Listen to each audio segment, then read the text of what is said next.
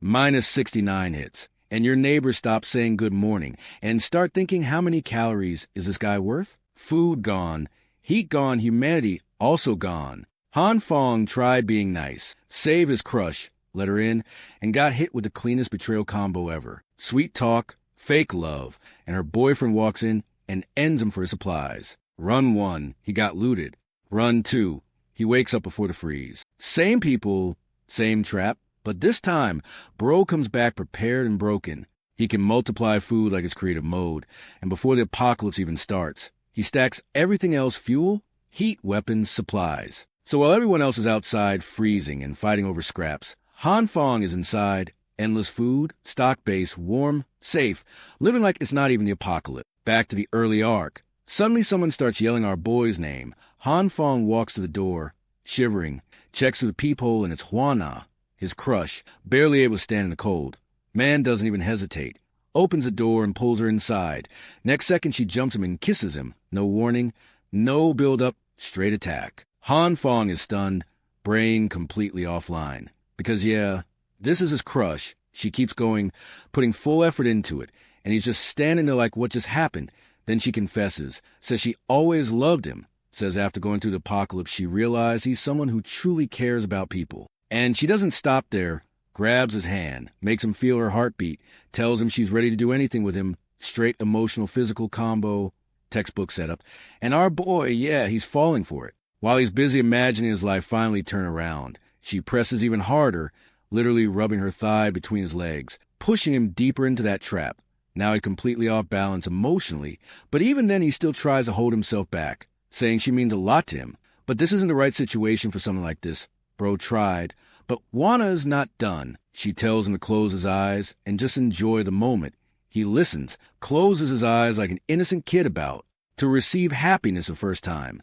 And then boom, first kiss turns into first death. Her boyfriend comes in and smashes his skull. No hesitation, no drama, just straight execution. Han Fong drops, blood everywhere, body twitching, and Hwana shocked, but not because she feels bad, just because she didn't expect it to be that brutal. Her boyfriend shuts that down immediately. No excuses in this world. Kindness is just loot waiting to be claimed. And that's exactly what they do. They celebrate finding his supplies. Meanwhile, Han Fong is lying there, drowning in his own blood, unable to move, watching the two of them enjoy the outcome. That's his final view. Betrayal fully delivered. So in that last moment, he makes it clear if he ever gets another chance. He's done being someone else's tool. No more nice guy. No more getting played. His consciousness fades. Darkness takes over. Then suddenly a warm light appears, pulling him in. For a second he thinks it's heaven. But nah, not that easy. His entire being gets torn apart in pain, like his soul is getting shredded piece by piece. Then he wakes up in his bed, sweating, breathing, alive, and immediately confused because a second ago he was dying. Now everything's normal. The world looks fine, no apocalypse. Sunlight feels warm, real warm, the kind he thought he'd never feel again. He waits, checks again, still normal. Then he looks at the calendar, June 28th, and that's when it clicks. The apocalypse is supposed to start on July 15th, meaning this isn't luck, this is regression. He's back, weeks before everything goes to hell. Same world, same timeline. But this time he knows exactly what's coming.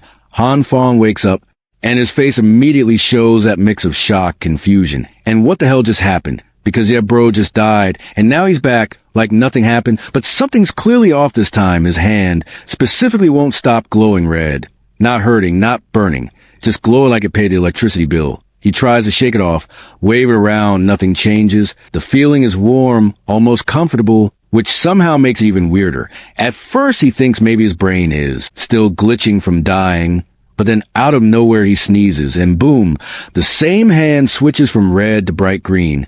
Now the confusion levels go up instantly, because this isn't just a visual change. The energy feels different, and worse, he can't control it.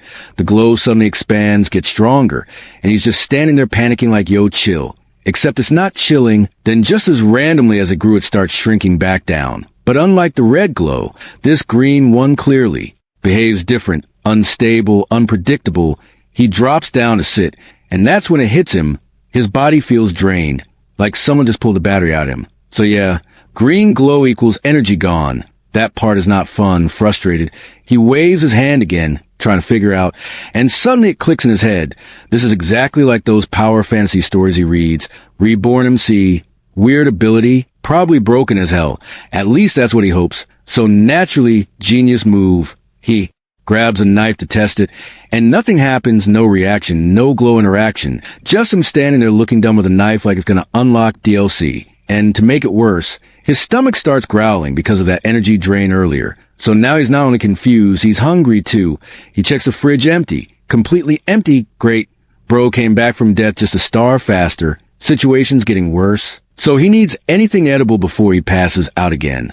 Then he spots a jar of roasted soybeans. Not fancy, not exciting, but food is food. He grabs one, pops it in his mouth, and instantly the thing explodes into a full bean plant. Just like that. No delay, no warning, and at the same time, the green glow disappears, and his exhaustion is gone. Full reset. Now he's staring at it like, okay, now we're talking. He grabs one of the sprouts, checks it properly, and realizes, yeah, this is his ability, not theory anymore. This is real food multiplication or growth, or whatever this is, definitely broken if used right. He wants to study it more, obviously, but priorities first. He almost passed out once already, so step one is securing supplies before the apocalypse hits again. Straight to the supermarket. Next scene. He's moving through a busy crowd. Normal people doing normal things, completely unaware that their world is about to freeze into hell. Meanwhile, Han Fong is walking through all of it with a brain full of calculations. 2 types of glowing hands, red stable, green unstable with energy drain. And the key moment was when the green glow touched the soybean and turned it into something usable. That's the pattern. But he still doesn't fully get the mechanics, and that annoys him while he's thinking. Someone calls out to him, of course it's her. Hyona. Same face, same voice, same person who got him killed. Still looks beautiful. Seeing her again hits him because this isn't just a crush anymore. This is a person who set him up and watched him die. Quick reminder, he chased this girl for 3 whole years, tried everything, played nice guy to the maximum, and deep down he already knew he was just backup material at best. Now add betrayal and murder on. Top of that, yeah, anger spikes instantly. But he doesn't explode, he holds it in, because going crazy now would just ruin everything. He calms himself down, locks that rage away for later, because revenge is not something you rush like an idiot. Right now, survival first. Hyona notices him spacing out, waves her hand, try to get his attention, acting all concerned like nothing ever happened. He snaps back, keeps it polite, even compliments her looks. Smooth, controlled, nothing extra. She plays along, calls him a smooth talker, and immediately tries to pull him into going shopping together, thinking she still has him wrapped. But this time, nah.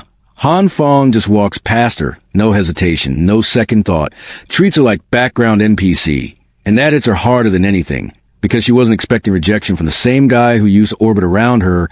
Reality check delivered, clean and silent. Han Fong already sees through Huang completely. No confusion this time. No, maybe she's different. Nothing like that. He knows she's only being nice because she wants a walking wallet.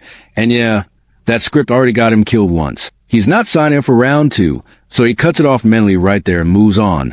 Because bigger things are coming, his target is the Waldemar Shopping Plaza, the richest supermarket in the area, the kind of place that had everything stacked to the ceiling. And in his previous life, the second the Arctic apocalypse started, this entire place got wiped clean in one night.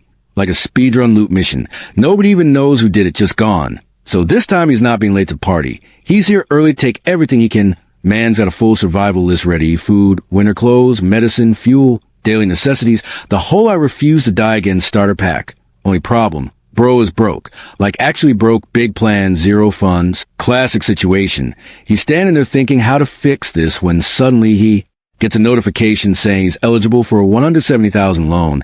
And right there, his brain flips from survival mode to big brain mode. Because let's be honest, who's repaying loans when the world turns into a freezer?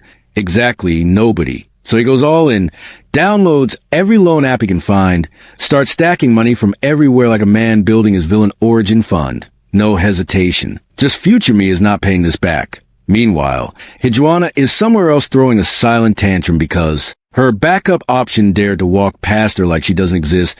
That hit her ego harder than the cold ever could. She's out here calling him a pathetic loser, complaining he doesn't even have a car, basically coping hard because things didn't go her way. And right on cue a car pulls up and honks at her.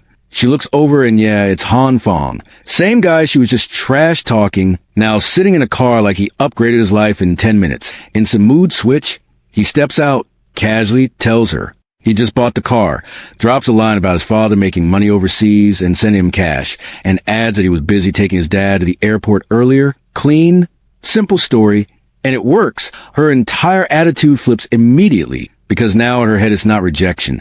It's, oh, he was just busy. She even apologizes for bothering him earlier, then switches into full performance mode, teary eyes, soft voice. Acting hurt, like she didn't just mentally roast him 5 minutes ago. Professional level acting. Honestly, Han Fong watches all that and plays along perfectly, calls her foolish, pulls her closer, tells her he wouldn't ignore someone as important as her, exactly what she wants to hear.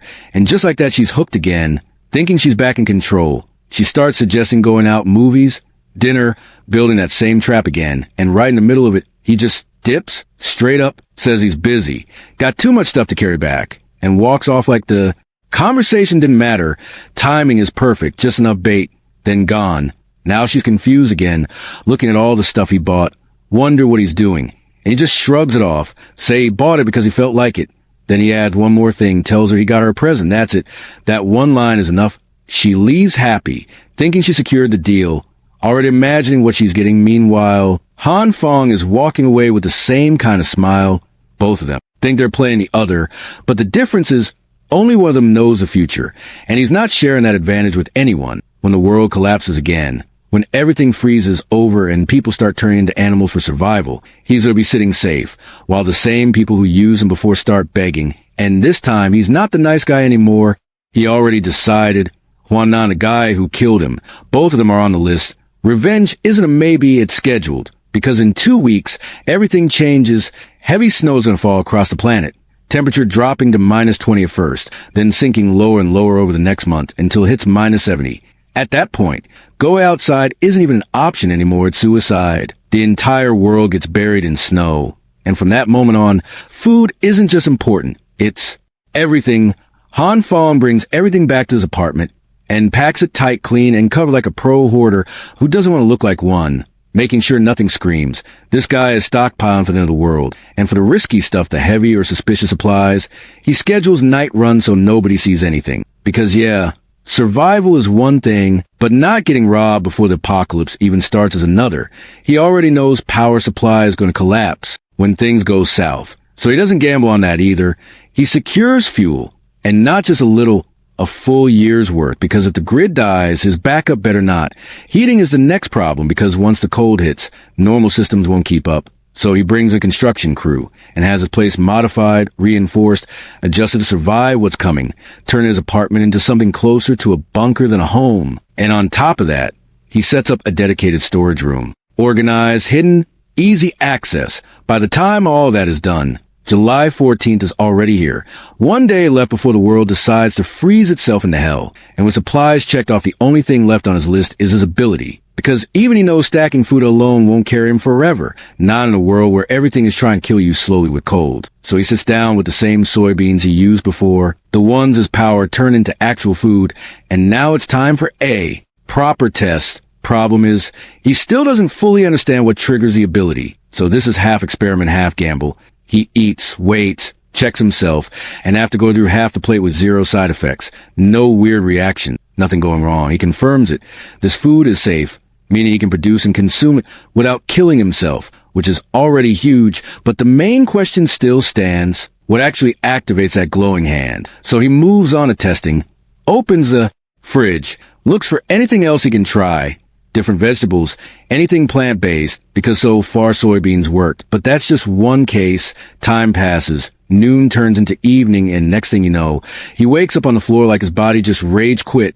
Bro is holding broccoli in his hand. Kitchen looks like a vegetable war zone. Stuff scattered everywhere, and his brain is barely functioning because his own power drained him again. That's the trade-off. Use power, lose energy, he eats. More soybeans to recover, and then pieces together what just happened. Before passing out, he tested multiple plants, and the results weren't consistent at all. Some didn't react. Just normal items, useless. Some like seeds behaved like the soybeans and grew into full plants instantly. And then there's a third type. The ones that straight up detonated in his hand for no clear reason, no pattern, no warning, just boom. But even that mess gives him something useful. The stuff that exploded left, behind charred material, something like coal. And that's not trash, that's fuel. It can be stored and used later for heat, which in a -70 world is basically life itself. So even the failures are kind of wins. That realization hits, and now he's locked in, focusing harder, experimenting more, trying to control it instead of just triggering random results. But every attempt drains him, and eventually he crashes again, back in the present. He's sitting there trying to make sense of it. Some plants work, some don't, some explode, and the logic is all over the place. But from all that trial and error, one thing becomes clear. The trigger isn't just physical, it's mental. The ability is tied to his consciousness, so he switches approach. Instead of brute forcing it, he calms down, meditates, tries to connect his mind with the ability, imagines a whole becoming one with nature concept, syncing his thoughts with the power. And this time, it works. When he opens his eyes, the green glow is back, stable, controlled. Exactly what he was aiming for. That confirms it. The power responds to his mental state, not just random activation. So naturally, next test he tries on meat. Because if this works, bro upgrades his entire diet instantly. But nope, nothing, no reaction, no glow effect, just dead meat staying dead meat. He tries focusing, pushing it, basically begging the ability to do something, and still nothing. That's when reality hits him again. If this doesn't change, he's stuck living off plants. Then he remembers something from earlier during meditation. 2 colors, not just green but red too. So far he's only been using green, meaning there's still one part of his ability untouched. So this time he closes his eyes trying to reach that second side of his ability. And this time it actually responds. His hand lights up red. And the moment it touches the meat, the thing twists into a nasty spiky blob that barely even looks edible anymore. Immediate reaction. Disgust. He tosses it away like it offended him personally, then walks up again because, yeah, ugly or not, this is still data. He pokes it, grabs it again, checks carefully, trying to understand what just happened. At first glance, it looks cooked, which makes him think maybe the red glow is just heat. But the more he looks, the more that idea falls apart. This isn't cooking. It's the opposite. The structure is breaking down, like the meat is going backwards into decay. And just like that, it clicks. Green speeds things up, pushes growth forward. Red drags things backward, breaks them down into disintegration. Now that's a combo we're testing, so it doesn't waste time. He brings both hands together with the meat, green and red at the same time, and boom, a yellow flash hits. When it settles, the meat is no longer that small piece. It's a bigger fresh slab, bigger than before, clean, usable, but something's missing. The soybeans he had in his hand are gone, which means they didn't disappear. They merged, combined into the result. That's the trade. He checks the meat again. And yeah, it looks fresh, better than before, like it just came out of nowhere brand new. Now he's actually impressed. This isn't just survival anymore. This is control over resources. He tries again, aiming to repeat it cleanly, but this time it fails completely. Everything turns black. Result ruined, no control, no output. He slams his hands on the floor out of frustration because, yeah, one success doesn't mean mastery, but he stops himself from spiraling. There's time.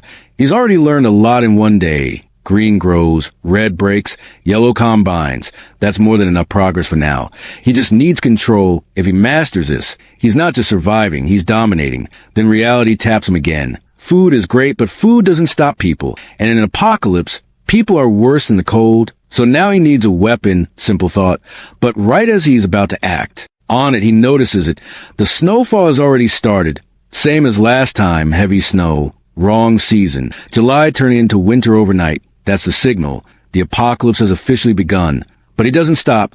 He knows once it hits -45. Moving outside becomes a death sentence. So if he's getting a weapon, it has to be now.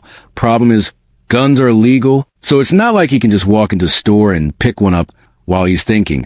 He notices a loudmouth nearby. Some broccoli. Haired clown yelling about how he's a younger brother of some big shot, using that typical I got connections nonsense to win an argument. Han Fong recognizes him instantly. Same neighborhood, same annoying behavior. People even gave him a nickname, Homeless Joe. A guy who pretends to be important, always talking about deals and projects, acting busy while doing absolutely nothing. The kind of guy who flexes imaginary success, useless most of the time. But maybe useful now. Han Fong approaches him, acts like they go way back, introduces himself as Xiao Han, plays into the guy's ego perfectly. And of course, Homeless Joe falls for it instantly, apologizing for not remembering because he's been so busy doing what nobody knows, not even him. But that's not the point. Han Fong pulls him aside, lowers his voice, and explains that he needs a gun, that it's Joe like a brick. Suddenly the act drops a bit. He's shocked, asking why the hell anyone would need that. He even tries to back off, warning that guns aren't a joke, they're illegal. And even with connections, it's risky business. For once the clown is thinking straight, Han Fong doesn't hesitate. He makes up a story on the spot, says it's self-defense, says he got into a fight with some guy who disrespected him, spat his face. So he beat him up in public and humiliated him. Now he's worried about retaliation. Clean, believable enough. Nothing too complicated. He just needs Joe to think there's a reason, something worth the risk.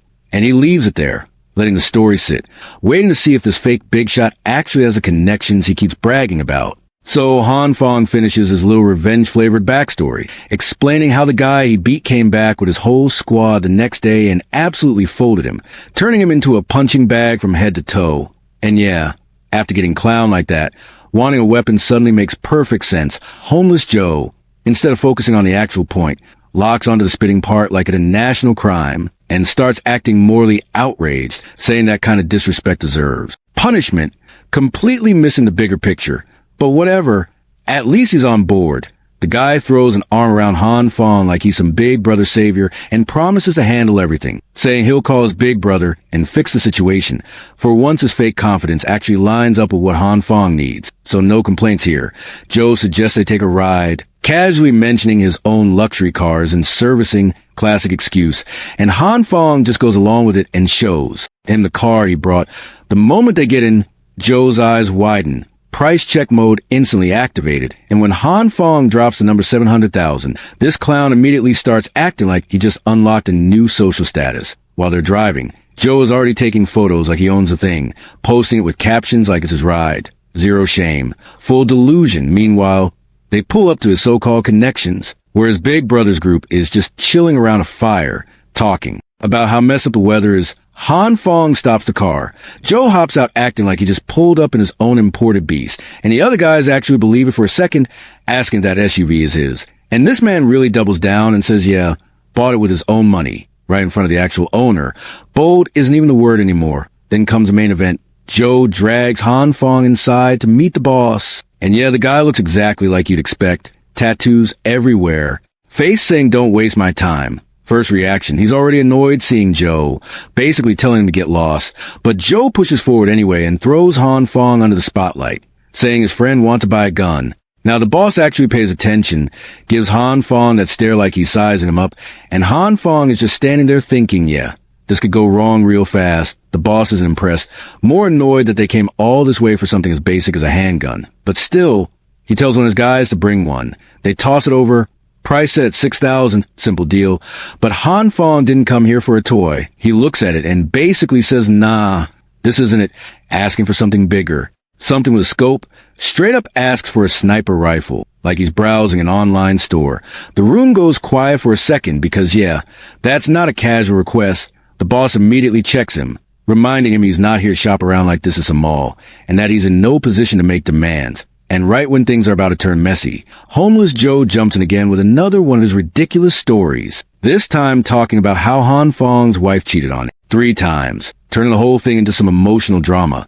The boss actually eats it up, gets fired up on Han Fong's behalf, like he just watched a tragic movie, and somehow that nonsense flips the mood. In the end, the boss agrees, says he'll arrange the sniper, but it'll take a few days, and tells his guy Chong to also prepare semi-auto. On top of that, he tosses in the handgun for free, calling it a gift. That actually catches Han Fong off guard because, yeah, he didn't expect charity from a guy like this. He plays it right, shows gratitude, and then casually drops something valuable in return. He mentions that he's got connections with the government and warns them that the weather is only going to get worse, that supplies will run out soon, so they should stock up while they still can. This time he's not joking, his tone is serious and it lands. The boss actually listens and accepts the advice. And just like that, the deal wraps up clean. On the way back, Homeless Joe is hyping himself up like he just negotiated $1 million deal, talking about how he handled everything perfectly and how lucky it was that his brother was in a good mood today. Meanwhile, Han Fong just goes along with it, even offering to buy him cigarettes. Because honestly, for once, This walking cap actually delivers something useful. Homeless Joe starts off acting like some generous saint, nodding along like, yeah bro, I got you. But the moment Han Fong mentions a reward, this man's morals immediately evaporate, and he casually asks for 8 cartons of cigarettes like he's negotiating a business merger, instead of helping a guy with a broken leg. Priorities completely cooked. While Joe is busy calculating how many packs he can flex later, Han Fong is already mentally checking off his apocalypse list: food, fuel, weapons, base, everything lined up. Only thing left is mastering his ability and fixing the food situation. Then it's smooth sailing, or at least that's what he thought, because karma clearly said not today. Mid-walk, bro suddenly slips right in front of Joe and hits the ground hard, and this isn't some light fall either. His leg is instantly done, pain shooting through him while he's just sitting there trying to process how his perfectly planned life just got sabotaged by gravity. He hands over the car keys, telling Joe to drive them to hospital. Simple solution, except this genius quietly admits he doesn't even have a license. Of course he doesn't. So now instead of a smooth ride, it turns into a tragic buddy scene where Joe tries to support him like a broken shopping cart, and Han Fong immediately rejects that suffering and calls a taxi because he'd rather pay than experience whatever this is. Cut to the middle, chaos everywhere, snow getting worse outside, people flooding in, and right at the center of it is a head nurse, Jean Yen, running the night shift like she's carrying the whole building on her back. She's watching the snow pile up while getting called left and right because the place is understaffed. And meanwhile, Han Fong gets a confirmation. He didn't want fractured leg, 1 hour observation, meds after that, perfect timing. Man prepared for another world, but got countered by a slippery floor. Joe's still playing businessman. Dips out saying he's got deals to handle, leaving Han Fong alone with a busted leg and zero support. Classic. Now the hospital is packed, lines everywhere. People panicking because the weather is clearly not normal, and Han Fong is stuck waiting for meds like it's the last boss fight before discharge. That's when he spots Jean Yin working in the distance, moving between patients, checking pulses, handling everything like a pro. And yet bro gets distracted instantly, young, kind of efficient, and somehow still calm in this mess. No wonder everyone relies on her. Han Fong just stands there watching, already impressed, because after everything he's been through, this is a very different kind of presence. Then an old man calls her over, complaining about back pain, and she responds politely even though she's clearly overwhelmed, telling him it might take some time. But this guy isn't here for treatment. He's here being a creep, while she's focused on helping him. He sneaks a camera under her to take photos, and she doesn't even notice because she's actually doing her job properly. She promises to come back with an x-ray later. But this guy isn't done. He escalates and starts touching her, and she still thinks he's just a patient needing help. That's when things cross the line completely. And before he can continue, Han Fong launches his crutch straight into the guy's face. No warning, no hesitation. Just full send. The old man drops. The nurse gets startled, asking if he's okay. And Han Fong casually apologizes. Say he doesn't know how to use a crutch. You're right. While the guy is panicking, Han Fong grabs his phone, and the moment he sees a photo in the gallery, his expression changes completely. That comac drops instantly. He calls him out on the spot, exposes everything, and threatens to call security, saying it'd be better to lock him up than let him roam around doing this again. He doesn't hand the phone back either. Makes it clear that if this guy tries anything again, that photo is going public. The old man is stuck, can't argue, can't fight back, just forced to sit there after getting exposed like that. And for once someone actually shut him down before he could get away with it. The old man doesn't even try to argue anymore, he just bolts. Yeah, the same guy who was crying about back pain a second ago suddenly unlocks Olympic sprint mode and disappears out of the hospital like his spine just got factory reset. Even Jean Yen is standing there confused at how fast that injured patient recovered. Meanwhile, Han Fong is just looking at the situation like, some people really think the world runs on stupidity. He shows her the photo straight up, makes it clear what that creep was doing from the start, and hands her phone so she can deal with it properly. Jean Yen is genuinely grateful, takes the phone, but then her brain catches up and she realizes, wait, wasn't his leg broken? And that's when reality hits Han Fong too. Adrenaline wears off, pain kicks in like a truck, and bro immediately starts yelling because, fractured leg plus hero moment equals consequences. A bit later, she patches him up properly, does her job clean, and now the pain is manageable again. She thanks him sincerely, promising she won't let anyone take advantage of her again. But while she's saying all that, his foot is literally pressed against her chest because of the way she's treating him. And Han Fong just quietly concludes, this girl is still way too naive for her own safety. Before anything else happens, She gets called again, runs off in a hurry like the overworked MVP she is, reminding him to come back in a week for a checkup. Han Fong just watches her leave and already knows that follow-up is never happening, because in 1 week, the world is cooked. He leaves with that thought sitting heavy in his head. Next day, things escalate fast. The weather goes from bad to worse. News everywhere. Temperatures dropping globally. And now even places like Dubai and Egypt are getting hit with heavy snow like the planet just forgot how geography works. Experts from dozens of countries rush into emergency meetings trying to explain it. And they go with the usual safe answer. Temporary phenomenon. Will pass soon. Stay indoors. Basically calm the public down before chaos starts. Han Fong hears all that and just mentally laughs it off because he already knows it's complete nonsense. Same lie he believed last time. Same setup before everything collapsed. Not this time, though. This time he's chilling in his modified room. Heater running. Supplies stacked. Fully prepared.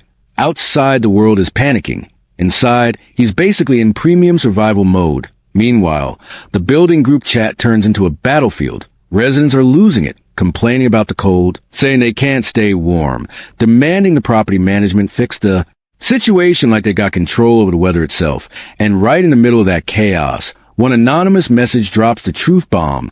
Ice Age apocalypse is coming. Snowstorm isn't random.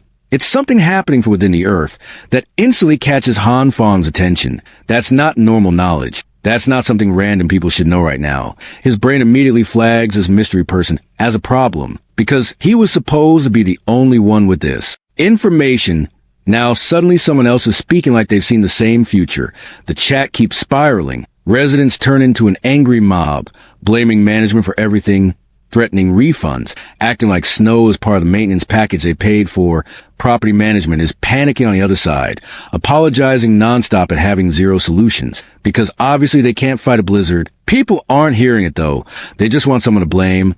Han Fong watches, all of it like background noise, already done with these pointless arguments. To him it's obvious. No one here understands what's coming. Then one guy, Jang, steps in with actual common sense, telling everyone to calm down, saying they should help each other instead of making things worse, because natural disasters aren't something management can control. Finally, one person using their brain.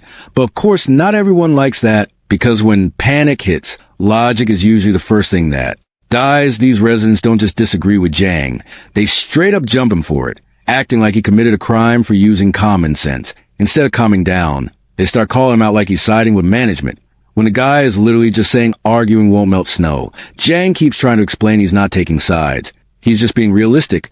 But logic and panic don't mix. And this crowd clearly chose panic. Their only goal is simple: clear the snow so they can go shopping, because starving isn't part of their life plan. Jang still tries one last time, pointing out that even if they clear the entrance, the roads outside won't magically be usable. So walking might be the only option, since clearing paths is way easier than clearing entire roads. Basically, the only guy thinking ahead gets treated like a villain. Han Fong watches all this and instantly recognizes the wise speaker vibe. And yeah, his expression says it all. This isn't their first time crossing paths, and it clearly didn't end well. Then another guy jumps into the chat. No speeches, no philosophy, just straight facts. If you want food, get outside and start clearing it yourself, because talking isn't going to fix anything. Drops the message and logs off like a boss. That blunt attitude actually works better than logic, because now people start moving. Another guy volunteers, and slowly more residents join in, even the ones who clearly don't look built for snow labor. Survival finally beats ego, and of course Huna shows up. Han Fong sees her name and already knows something's off, because her suddenly volunteering isn't charity, it's strategy. And yeah, exactly that. She steps in looking helpful, but it's just bait. The moment guys see her out there, they start stepping up, doing the heavy work, while she conveniently participates from a safe distance. Classic move, maximum benefit, minimum effort.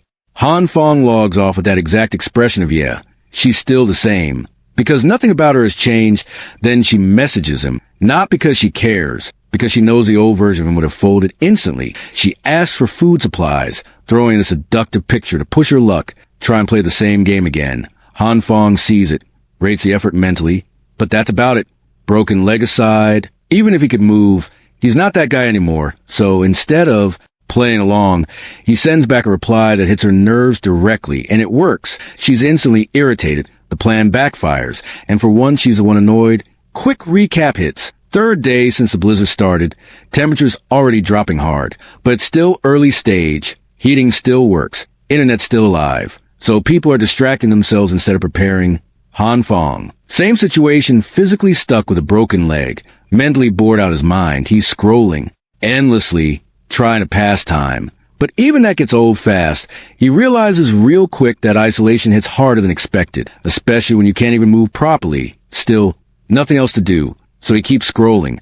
Then something actually catches his attention. A news report about a guy with insane regeneration. Fell from the 15th floor, body completely wrecked, bones shattered, organs damaged, and yet he started healing on his own like nothing happened. That flips a switch in Han Fong's head. If abilities like that exist, maybe his can do more too. So he tries it, activates the green light, focuses on his broken leg, tries to heal it. Nothing.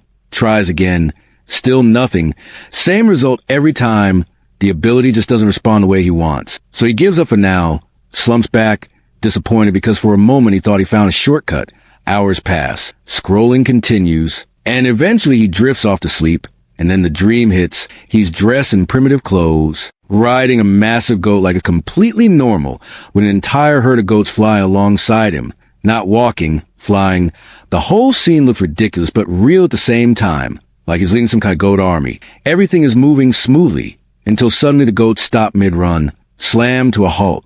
And the one he's riding throws him straight off its back, ending the ride just like that, lands badly, and yeah, his already broken leg takes another hit, before he can even process it. One of those flying goats walks up and starts licking his injured leg. Now instead of feeling blessed, bro is just disgusted. Like, what kind of medical treatment is this? And he pushes the goat away. Big mistake. The goat gets offended, pulls out a tongue that has absolutely no business being that long, wraps it around his leg like a grappling hook, and yanks it upward. The moment that tongue makes contact, his leg starts healing instantly, like damage just got erased. That's when he snaps. Awake, sweating like he just survived a nightmare DLC, still trying to process what he just saw. He suddenly notices something. His leg is glowing green, not imagination, not leftover dream effects, actual energy, actively repairing the injury. He carefully unwraps the bandages, puts his foot down. No pain, zero.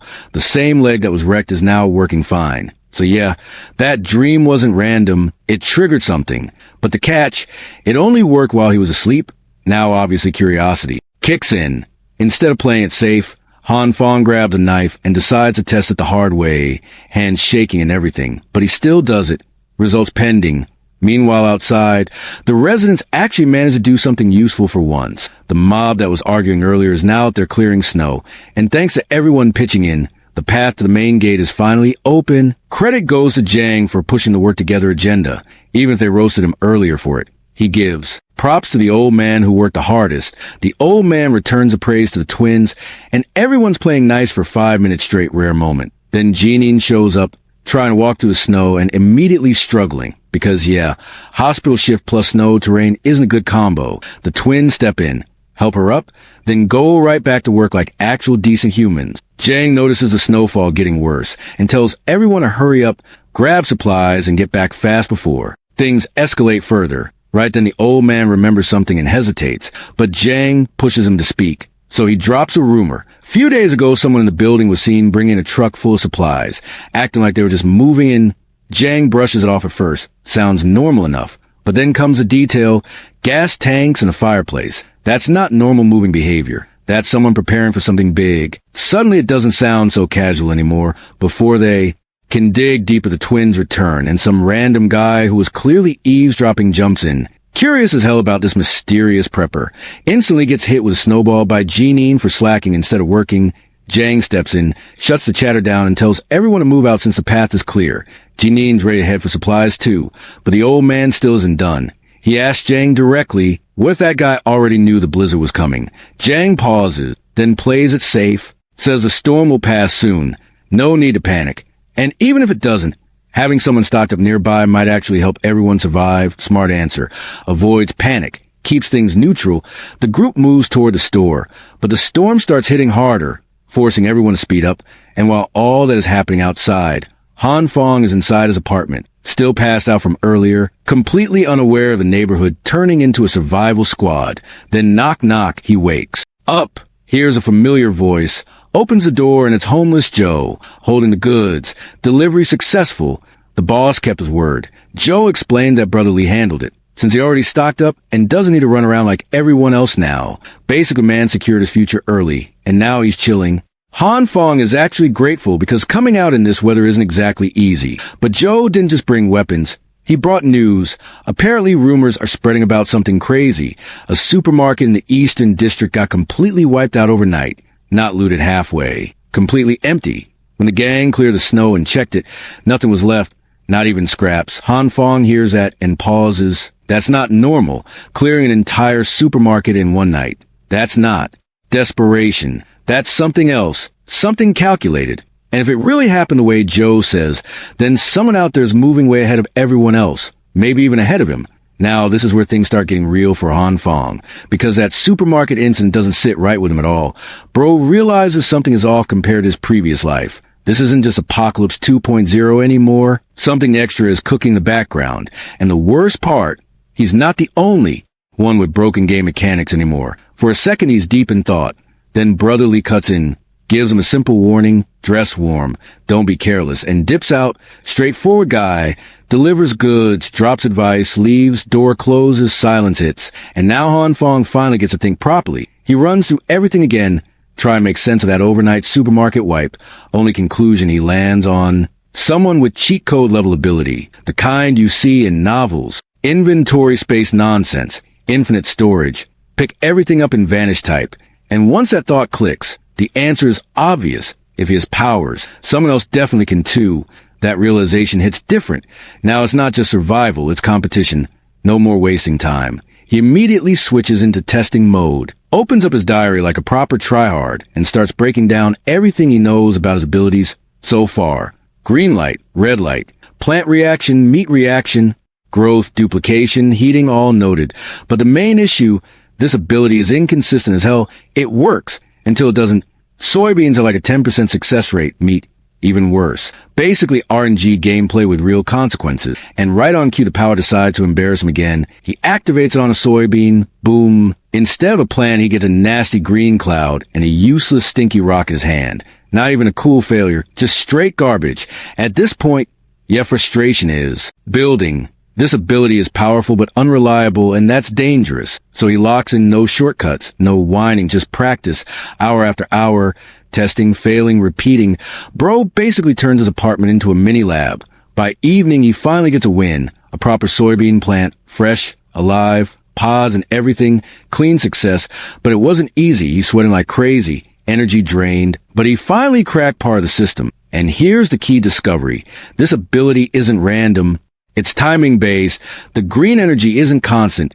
Different items need different durations of exposure depending on their nutritional value. If you stop too early or go too long, you fail. And when you fail, you get that same burnt, useless rock. So basically, it's not just power, it's precision.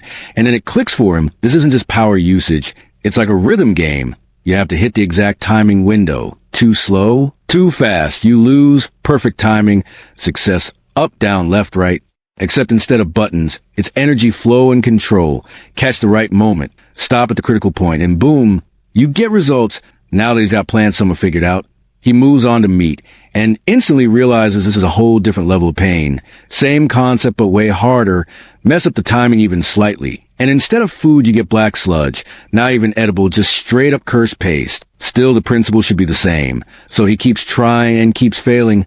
Chicken leg after chicken leg. Boom, gone. Explode, melt, turn into garbage, repeat, no progress. Just failure stacking up. The process is way more sensitive than plants. And every attempt drains him more.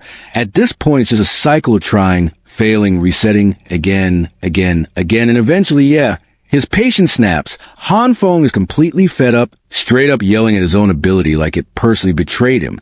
Because this thing isn't just hard, it's disrespectfully hard. But quitting, not happening. Outside, the snow keeps getting worse. Temperature dropping like the world is trying to uninstall itself. And inside, this guy is still grinding like it's a ranked match he refuses to lose. The kitchen is already a disaster zone. Failed attempts everywhere. But he keeps going. One last chicken leg left. Last attempt energy. Now he's fully locked in red, green, timing, control, up, down, left, right. Like he's sweating over a rhythm game where one mistake sends you back to level 1. Every move matters, every second matters. And if he messes up, it's restart again. Tension its peak, hand steady, brain focused, and finally success. The chicken leg doesn't explode, doesn't turn into cursed sludge. It grows huge. Clean result. Hanfeng just lets out that exhausted yeah. Worth it type energy and drops to the floor, completely drained but satisfied. After all that suffering, he finally cracked meat synthesis. That's not just progress, that's survival secured on another level. Meanwhile outside, the world keeps spiraling. News reports roll in saying it's already the third day of the snow disaster, July 17th, and the entire country is getting hit the same way. They start throwing big words around. Once in thousands of years disaster, emergency measures, authorities doing their best, same script, different day. Hanfeng wakes up to like background noise because he's heard all this before. Promises about fixing electricity, restoring transport, humanitarian aid coming soon. Basically just wait a little longer. Propaganda. Then his phone starts blowing up, notifications stacking up like spam. Group chat is active again. And yeah, curiosity wins. He opens at chaos. Everyone arguing about the news. Half of them still trusting the government. The other half already preparing for worst-case survival mode. And then one voice cuts through the noise. Old Uncle Lou. This guy isn't buying anything. Straight up calls out the lies. Says if things were under control, help would already be there. Instead, he drops something heavy. Rumors about the government gathering tanks, armored vehicles, heavy weapons in the capital. Not for rescue, for war. That word hits the chat like a bomb. Silence for a second, then panic explodes. People asking if it's true, if they're basically doomed if war is coming on top of everything else. Hanfeng just watches, interested. Because yeah, this lines up with fragments of what he remembers. This isn't just a natural disaster anymore. Then Zhang steps in again, trying to stabilize the situation.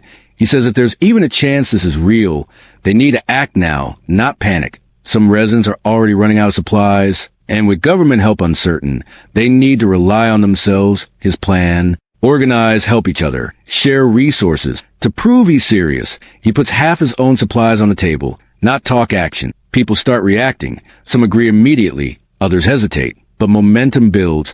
One guy supports the idea and even drags Juan into it, probably trying to look good or get her attention.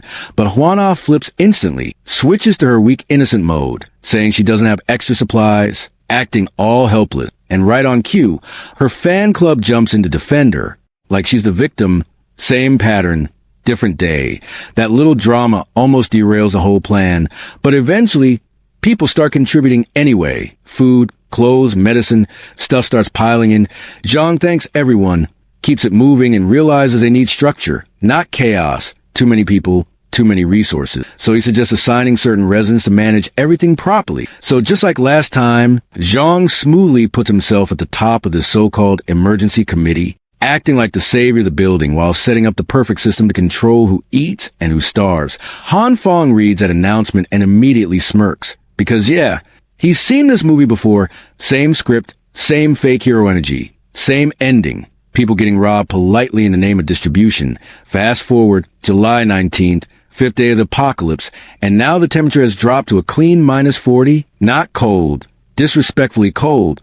This is a day central heating. Finally gives up and dies. And suddenly everyone realizes they were living life on easy mode till yesterday. Now it's survival DLC. People start panicking, trying anything, tiny fires, random setups, just to not freeze inside their own homes. And yeah, just like before, it's only getting worse from here. Meanwhile, Hanfeng, living like a final boss, failed experiments turned into charcoal fuel, fireplace running perfectly, table stacked with cola and strawberry cake, like it's a normal evening. And this guy is chilling playing single-player games while the outside world is getting deleted. Priorities, perfectly aligned, of course. Peace doesn't last. Phone rings. Some block leader on the other end, talking about we're clearing the roads in 20 minutes, need manpower in the basement. Bro really thinks this is a snow day, not an extinction event. Hanfeng almost roasts him on the spot, but holds back.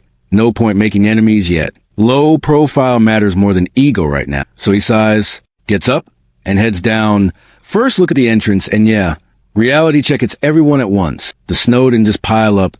It sealed them in. Everything they cleared before, gone, completely erased. Like it never existed. Volunteers are already pissed, but still stubborn enough to try open the door. They call Hanfeng over. Everyone stacks up, pushes together, and the moment that door cracks open, the storm doesn't knock. It invades. Snow floods like it owns the place. wind slicing. Through them, visibility gone, breathing feels illegal. Step outside, and you're basically signing your own death certificate. Han Fong instantly regrets leaving his couch. This isn't go outside and help. This is go outside and disappear. Even the others finally get it. No hero complex survives that kind of cold. And right on cue, the king of bad decisions shows up. Brotherly, aka Homeless Joe. Man walks in like he's about to solo the blizzard. Starts calling everyone cowards, talking big like. The storm is just a minor inconvenience. Meanwhile, everyone else is shivering, trying to explain basic survival logic to this guy. But nah, logic isn't invited today. He finishes his cigarette like it's his power-up, then charges straight into the snow like some low-budget anime protagonist. Starts punching the snow, yelling, acting like he's unlocking some hidden ability. For a moment, dude actually digs a human size hole, and then silence. Next thing you hear, muffled cries for help from under. The snow, reality hit him harder than the storm did. They drag him out, face purple, body half frozen, looking like the boss fight ended before phase 1 even started. That's when everyone finally accepts it. This isn't something you brute force. Door gets shut immediately. No more hero plans. Han Fong walks over, checks on Brotherly, not because he respects him, but because dead idiots bring trouble. Then he tells everyone to move to the basement car park, find whoever's in charge, and figure things out there. No point standing at the gate arguing with a blizzard that doesn't care. They head down, and compared outside, the underground parking actually feels like a luxury zone. Not warm, but at least it's survivable. Above ground is hell. Down here, just a waiting room before things get worse. Down in the basement, Mr. Jang is already in his natural habitat. Center of the crowd, calm face, soft voice, looking like the kind of guy people trust way too easily. Reports come in from the lobby, and he immediately decides the snow clearing operation is off for now. And just like that, he redirects everything toward the basement car park, turning it into the official donation and collection point. Smooth move, too smooth? Han Fong stays in the back, quiet, just watching. Because first time seeing this guy in person, but he already knows exactly what kind of leader he is. Polite voice, kind face, and a brain that's already calculating other people's supplies like it's his inventory. Jang starts praising everyone, talking about how generous the residents are, how these donations will save lives, how unity is their strength, and the crowd eats it up. People are smiling, feeling good about themselves, thinking they're building some kind of survival community. Meanwhile, Han Fong's just standing there like, keep smiling. You'll regret that donation real soon. Because unlike them, he's already seen how this Unity arc ends. Brotherly, still shaking from his failed main character moment earlier, decides he's had enough of the day and dips out after saying goodbye.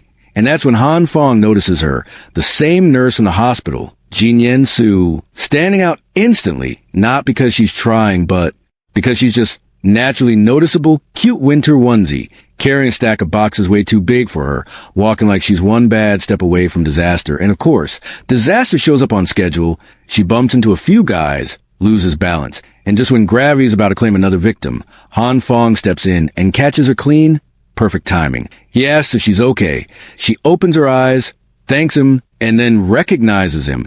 Now it clicks. Hospital guy, broken leg guy, which immediately turns into confusion. Because last time she saw him, he wasn't exactly in catching people mid-fall condition. Han Fong's brain starts buffering.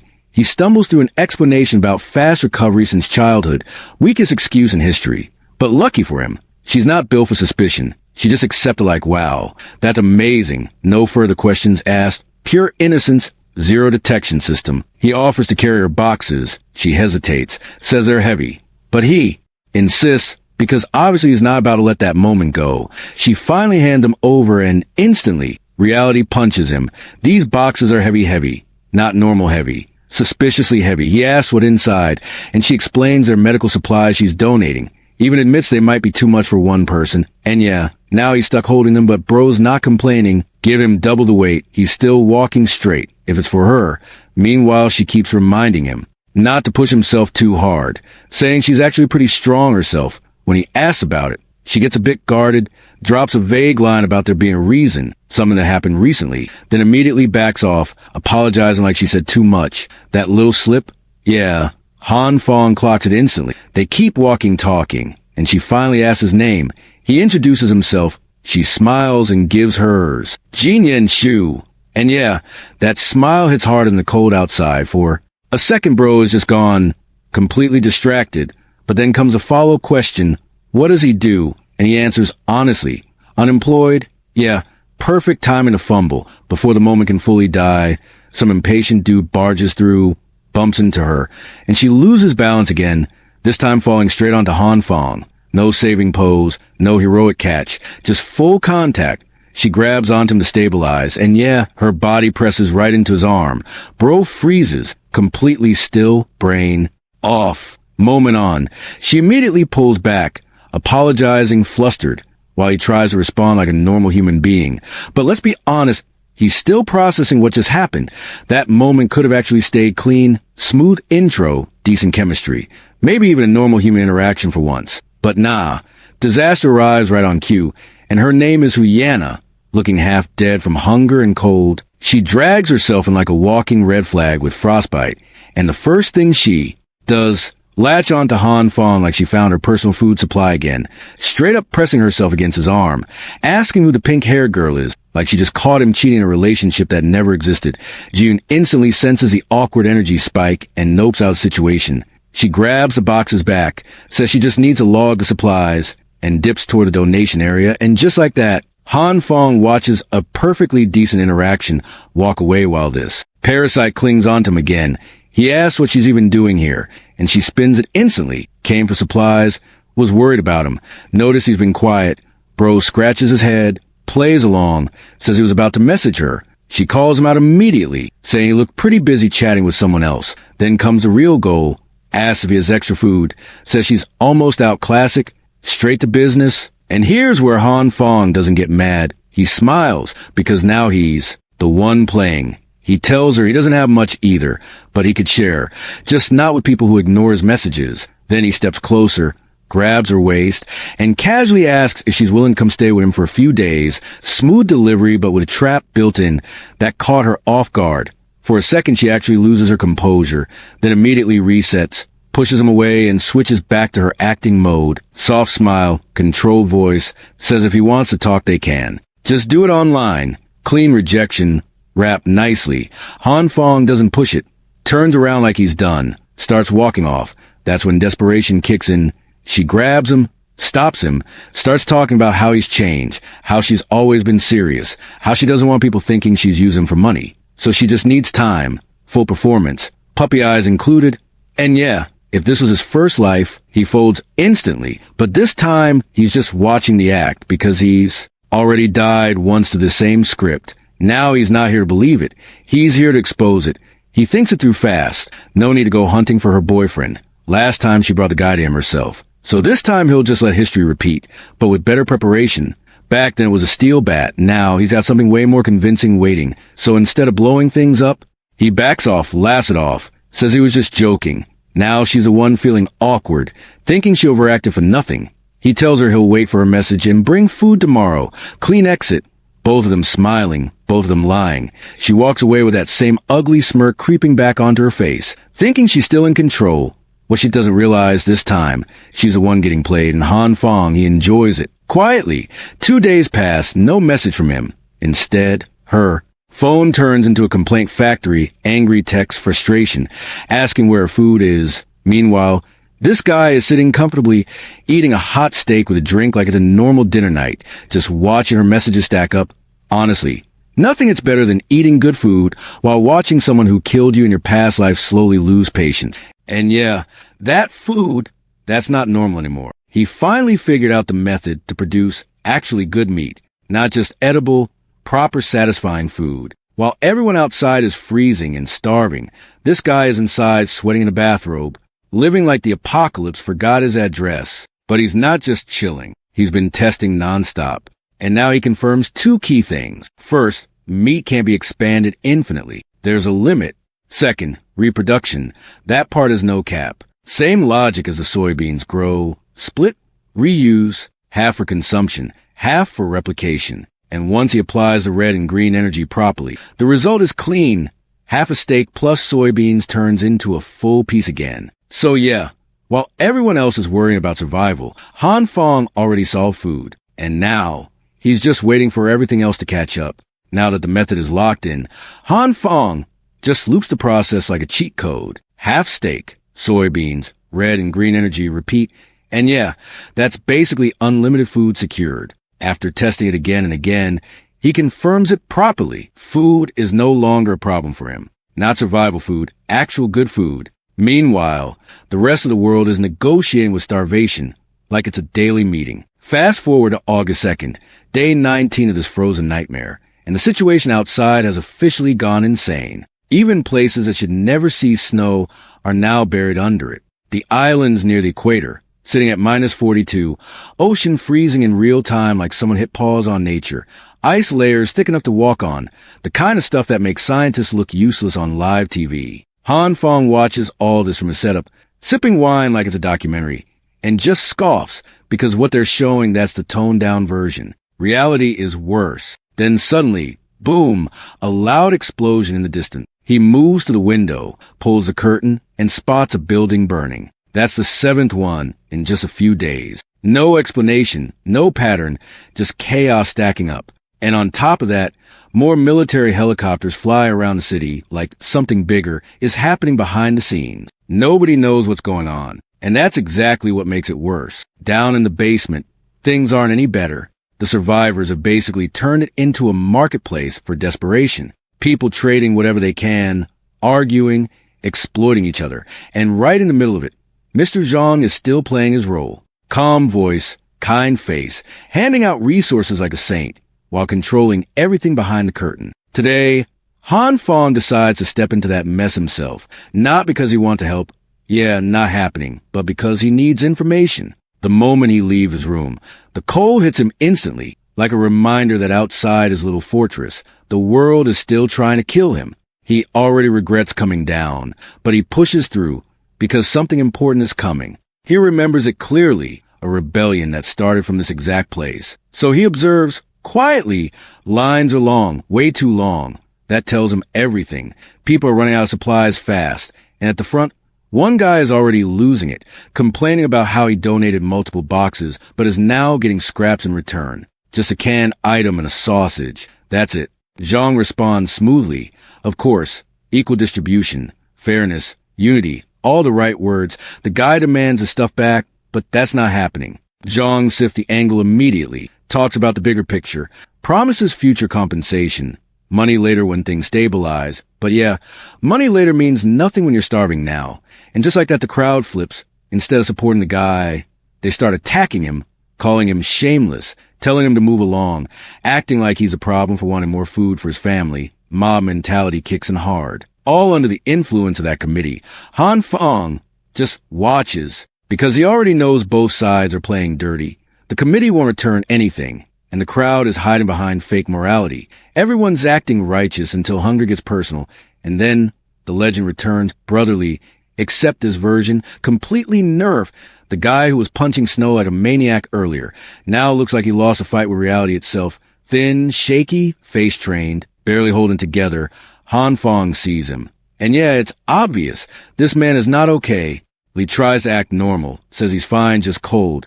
But even he can't keep that act for long. Finally admits it. He's struggling. No food left. Just drinking water to suppress hunger. Brotherly finally admits the truth. Back when everyone was playing charity hero, he dumped most of his supplies into that committee, thinking the storm would end soon. Now the storm didn't end, his food did. And those tiny rations they hand out, yeah, not even enough to keep a grown man standing. Classic case of generosity speedrunning into starvation. Han Fong listened, already seeing the opportunity. He pulls it closer and quietly offers a deal. Small job, simple task. And in return, for packs of instant noodles and 2 sausages. That's it. In this world, that's not a snack. That's a contract. Brotherly pulls back like he just heard heaven calling his name. This man almost cries. He thinks Han Fong is just being a good little bro trying to help him survive. Meanwhile, Han Fong is calculating like, businessman, cheap investment, long-term benefit. He grabs him, promises loyalty like he just signed a lifetime agreement, and says he'll handle whatever job it is, food later, job first. But hunger hits harder than loyalty, so he heads straight to line up for rations. Han Fong watches him go, satisfied. For price of some noodles, he just hired himself a full-time information collector. No more freezing trips downstairs for intel. Efficient, slight guilt.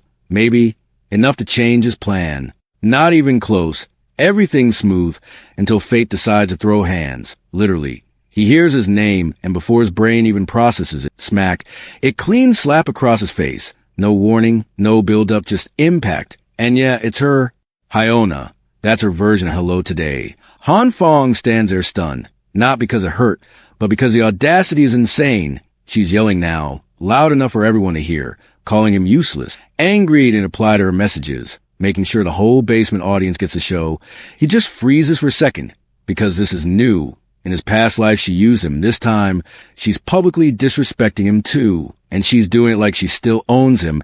Anger spikes instantly. Fast, sharp, but he doesn't explode. He breathes, cold air fogging up and switches modes. Acting mode, he apologizes, calm voice, serious face, tells her his supplies got stolen, says he left the food outside his door for a moment to grab keys, came back and everything was gone, claims he searched but found nothing. Clean story. She doesn't even question it properly, just switches focus immediately, asks if he still has food left. Not concern, not sympathy, just inventory check. He says yes, barely. Enough for a few days if he eats once a day. And just like that, her face changes. Again, back to sweet mode, smiling soft voice, acting like she cares, then drops the real line, suggests they split his remaining food, and survive together by eating one meal every 2 days. Yeah, that's not partnership. That's daylight robbery with emotions attached. Han Fong just looks at her internally done, but externally smiling, because to her he's still the same tool, and he lets her believe it. He agrees, plays along perfectly, promises to share equally. Even when she pushes for food right now, he delays it, says he needs time to pack. She buys it, smiles, says she'll wait tonight, leaves thinking she secured a survival plan. Han Fong waves her off politely, already planning something else entirely. Fast forward to evening, 8 p.m., she's already messaging him. No reply. 930, she's outside near his floor, waiting in the freezing hallway, shivering, alone, desperate, with the elevator. Dead after weeks of neglect, Hyuna doesn't even get the luxury of pretending if she wants that food she's climbing. No shortcuts, just stares and regret. She swallows whatever pride she had left and starts dragging herself up the staircase, step by step, already shivering before she even hits halfway. The cold is biting. Her body's weak from days of barely eating, and every step feels like it's draining the last bit of energy she has. But desperation is a strong motivator. 16 floors. Yeah. For food, she's doing it. By the time she's climbing higher, even the emergency lights decide to give up, leaving the upper floors dark and quiet in the worst way possible. The kind of silence that makes every little sound feel suspicious. Then she hears something, stops, nervous, calls out, asking who's there. Answer comes flying. A black plastic bag drops straight down from above, aimed perfectly at her head. She freezes. No reaction, no dodge, just standing there waiting for impact like her. Brain lag. The bag hits. Loud and right on cue the lights flicker back on. White dust bursts everywhere, filling the stairwell. She's covered, head to toe in flour. And right in front of her, Han Fong. Casual as ever, he claims he just woke up, rushed down after seeing her messages. And when the lights went out, he accidentally dropped the flour bag. Total accident. Absolutely believable, completely fake. She's standing there, covered in flour, cold, disgusted, barely holding her expression. Together as that sweet mask starts cracking for a second. Meanwhile, Han Fong is internally enjoying every second of it. This wasn't an accident. This was scheduled. And he's not done. He lifts another plastic bag and tells her he packed up his remaining food for her. She checks inside.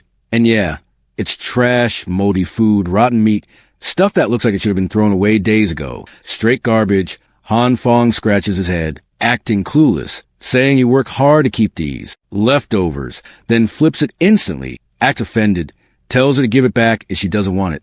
Now she's stuck. Because starving it's harder than pride ever will. She grabs the bag back fast, says she wants it. Han Fong just looks at her. Really looks this time. The same girl he used to chase, the one he thought was untouchable, standing here covered in flour, digging through rotten food like it's treasure. She doesn't even pretend anymore. Starts rummaging through the bag right there, looking for anything edible. Even grabs the leftover flour like she just hit jackpot. Same flour she got blasted with a minute ago. No thanks, no goodbye.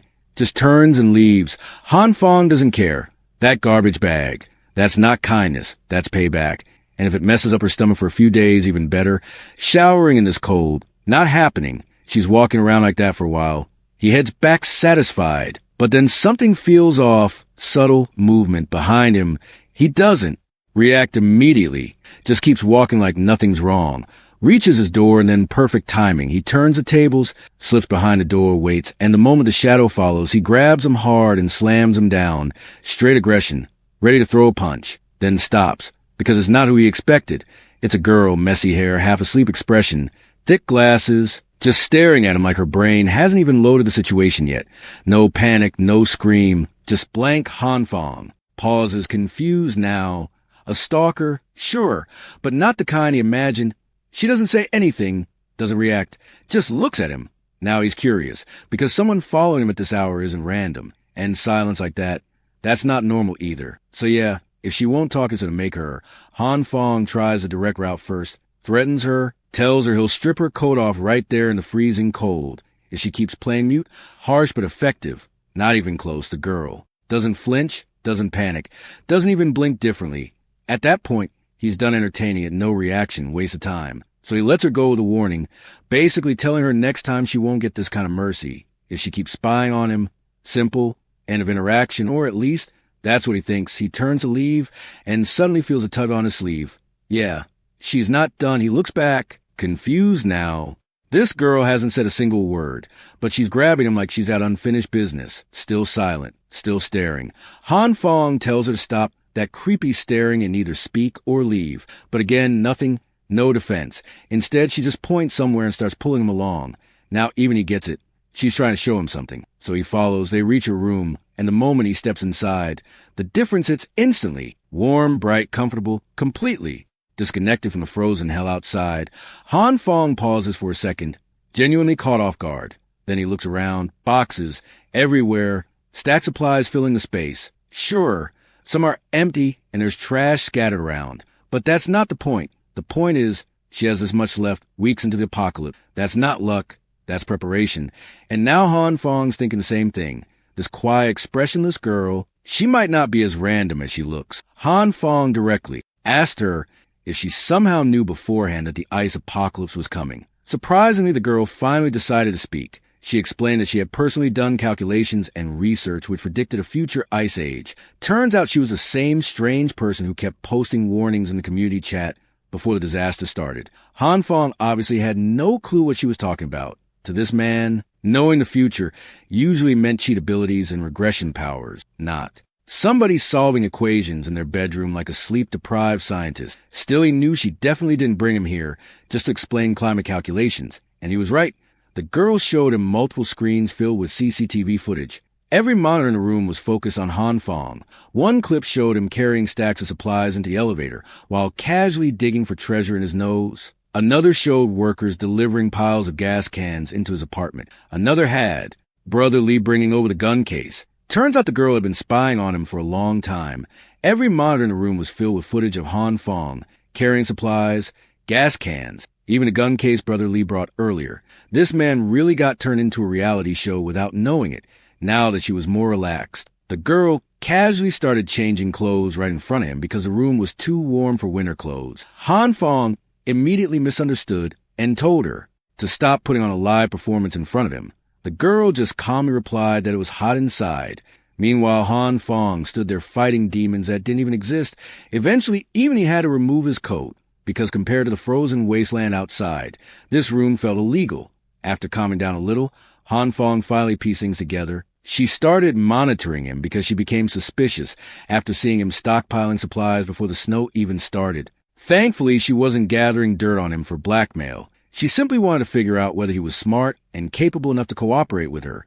The only problem was understanding what exactly she meant by cooperation, because this girl communicated like a broken NPC. Since talking clearly wasn't her specialty, she decided to demonstrate instead. Hanfang misunderstood her movements again and almost prepared himself for another awkward situation. But instead, she simply pulled a generator out from behind the bed. Bro's imagination was working harder than the generator itself at this point. Turns out she just wanted Hanfang to teach her how to use it. The girl was basically maxed out in intelligence and completely bankrupt in survival skills. She could predict the apocalypse, but probably couldn't survive 10 minutes in a camping trip. After a while, Hanfang managed to get the generator running steadily. Thankfully, we're all just pretending this generator magically. doesn't gas the entire room. Han Fong hoped that would finally end the side quest, but the girl's blue eyes locked onto him again, asking for more help. This time it was a hot water boiler. So our exhausted hero became customer service once again and set that up too. He even reminded her to conserve water and actually turn the tap off properly, because apparently that also needed explaining. Then came the refrigerator inspection. Han Fong opened it and immediately understood that this girl's survival instincts were hanging by a thread. Raw meat was sitting in the fridge instead of the freezer. Things were messy everywhere, and the whole setup looked one power outage away from biological warfare. Han Fong had explained basic food storage to her and warned her that if she kept things as dirty, she'd end up dying of bacteria before the apocalypse could finish the job. And unfortunately for him, the lessons kept going. He had to teach her how to replace gas cans for the stove safely, while making her repeat every step properly. Then he ended up teaching her how to cook and roast food over the fire too. At this point, Han Fong looked less like a survivor and more like a father teaching his genius daughter how to function as a human being. By the end of it all, Han Fong was completely exhausted. When dinner was finally ready, the food smelled incredible. Han Fong told her to eat while it was still hot, while silently wondering how his life had collapsed into this weird survival sitcom. Han Fong quickly realized there was absolutely no winning this conversation and awkwardly brushed it off by saying he was just joking. At this point, the man was mentally finished for the day. All he wanted was to crawl back into his warm bed and forget this entire survival tutorial arc ever happened. But when he looked over at the girl, she was already asleep at the table with food still in front of her. Somehow she had managed to fall asleep mid-meal, like her battery just suddenly died. Even Han Fong was stunned for a second. This was genuinely the first time he had seen somebody treat a dining table like a bedroom. Still, he sighed and carried her over to the bed. This man came here thinking he uncovered a suspicious stalker mastermind, and instead spent the entire day taking care of an overgrown child with apocalypse calculations and zero survival instincts. During the night, the snowfall outside only got worse, and the temperature dropped even lower. The next morning, Han Fong had barely woken up before somebody started demanding his attention again. And of course, it was the same girl. She had brought gifts to thank him for helping her yesterday.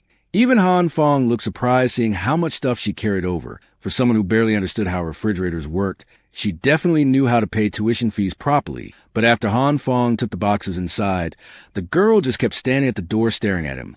That look again. He already recognized it now. Another side quest was coming. Sure enough, she pulled out another generator and asked him to teach her one more time, because she apparently forgot yesterday's lesson already. Han Fong looked like a man realizing his suffering had only just begun, so he had to teach everything all over again from the start. After several more days of dealing with her, Han Fong finally accepted the truth. This girl was completely hopeless when it came to survival skills. Common sense barely existed inside her head, and her understanding of what was normal and what wasn't was absolutely cooked. But somehow she never gave up. Every single day, she dragged Han Fong back into her room to teach her more survival skills and basic daily tasks. Eventually, she finally managed to cook something that at least resembled edible food. Han Fong considered this massive progress already. Before this, even stray dogs would have looked at her cooking and walked away offended. But during an ice apocalypse, people would probably start fist fighting over a warm bowl of that garbage. Standards had fallen into the basement. After spending so much time together, Han Fong finally decided to ask for her name. She introduced herself as Zhao Xingan.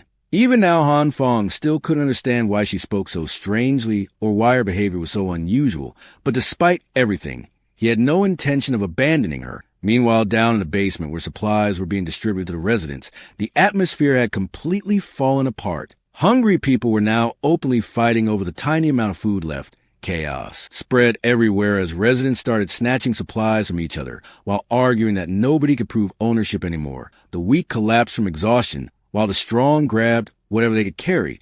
The peaceful days in this community were officially over. Civilization was hanging on by duct tape and instant noodles. People fought desperately over scraps they believed belonged to them, and once somebody managed to steal something, they guarded it with their life. Any small argument, residents were punching and kicking each other so hard that fists and shoes ended up stained with blood. Humanity really folded fast. The second food became limited. But while the entire basement looked like the final round of survival game, Mr. Jang stayed completely calm. He grabbed a megaphone and suddenly blasted the volume loud enough to destroy everyone's ears at once. The feedback sound instantly stopped the fighting because everybody was too busy suffering from sonic damage. Bro really used an AoE sound attack like an anime villain. After the screeching finally stopped, Mr. Jang calmly addressed everyone. He picked up one of the badly beaten residents and asked if this was really worth it. They were practically killing each other over scraps of food.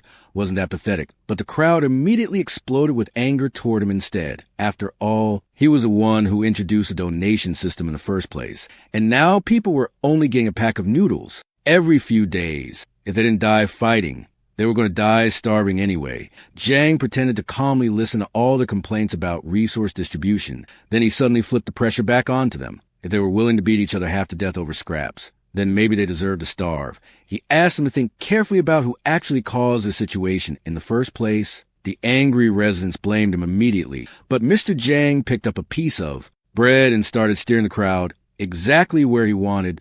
Bread that once cost only a few dollars was now being sold by wealthy residents for insane prices. Some people were even cutting single pieces into smaller portions just to auction them off separately. The rich residents were squeezing desperate people dry while hiding mountains of supplies inside warm apartments. Meanwhile, the starving people in the basement had already run out of money, resources, and options a long time ago. Yet, instead of turning their anger toward the people hoarding food upstairs, they were down here destroying each other over leftovers, while the elite sat comfortably protecting their stockpiles. Jang's words slowly started shifting the crowd's anger away from each other and toward a brand new target. According to Mr. Jang, the real problem wasn't the starving people down in the basement. It was the rich residents upstairs hoarding supplies and raising prices like final bosses in a capitalist simulator. Those people were the ones selling bread for insane amounts while everyone else fought over crumbs. Mr. Jang asked the crowd if any of that sounded fair, and the moment he realized the crowd was fully swallowing every word, he pushed even harder. He told everyone to stop fighting among themselves and unite to take back the resources that should belong to everybody. The hungry residents immediately started convincing themselves that they were the real victims here. Why were the wealthy residents eating comfortably while everyone else was starving to death downstairs? Mr. Jang quietly watched the anger spread exactly where he wanted it to. He barely had to do anything anymore. The hatred was already growing on its own. The starving residents slowly convinced themselves that they weren't stealing. They were simply reclaiming what belonged to them. Honestly, one speech later, and the basement turned into a revolution starter pack. While the chaos kept building, Brother Lee stood nearby watching everything carefully. Out of everyone there, he was practically the only person who could see through Mr. Jang's performance. The crowd had already lost their minds, and Brother Lee immediately realized something huge was about to happen. So he hurried to warn Han Fong before things exploded completely. Meanwhile, Han Fong was peacefully lounging around his apartment pretending to read a book while actually half asleep. Bro was fake reading professionally. Then suddenly his phone rang. It was Brother Lee warning him about the disaster brewing in the basement. According to messages, Mr. Jang's nonstop incitement had finally pushed the crowd over the edge. The residents were now organizing raids to see supplies from everyone else in the building. They were already going door to door, prying locks open and carrying weapons and tools with them. These weren't desperate survivors anymore. This was basically a loot goblin army with anger issues. Brother Lee warned Han Fong to stay hidden and avoid confronting these lunatics directly. Han Fong could only hope Brother Lee himself stayed safe out there too. Even Han Fong didn't expect things to escalate this badly. Sure, he bought guns beforehand for emergency, but actually using them against another human being was a completely different matter. The thought alone made him uneasy, and if those raiders ever discovered how many supplies he really had hidden inside his apartment, they would absolutely lose their minds. Trying to get to him, these people would strip his place cleaner than a supermarket shelf during a panic sale. Han Fong immediately realized he needed to prepare for the worst-case scenario, so he went into the storage room and grabbed wires, tools, and several fire extinguishers before crudely rigging his front door with exposed live wires connected to the doorknob. The setup looked janky as hell, but desperate times create dangerous electricians. After finishing the trap, Han Fong slowly stretched the wire across the floor while trying to test everything properly. But before he could finish, the entire building suddenly lost power. Then it became obvious the blackout wasn't limited to one apartment. Every building in the surrounding area had gone dark at the exact same time. Residents tried contacting management, but those people had basically vanished long ago. Han Fong quickly figured out what happened. The worsening snowstorm combined with everyone overloading the electrical grid trying to stay warm had finally pushed the system past its limit. And with the roads buried under snow and temperatures turning deadly, maintenance crews weren't fixing anything anytime soon. The worst part was that Han Fong immediately understood this blackout might be permanent.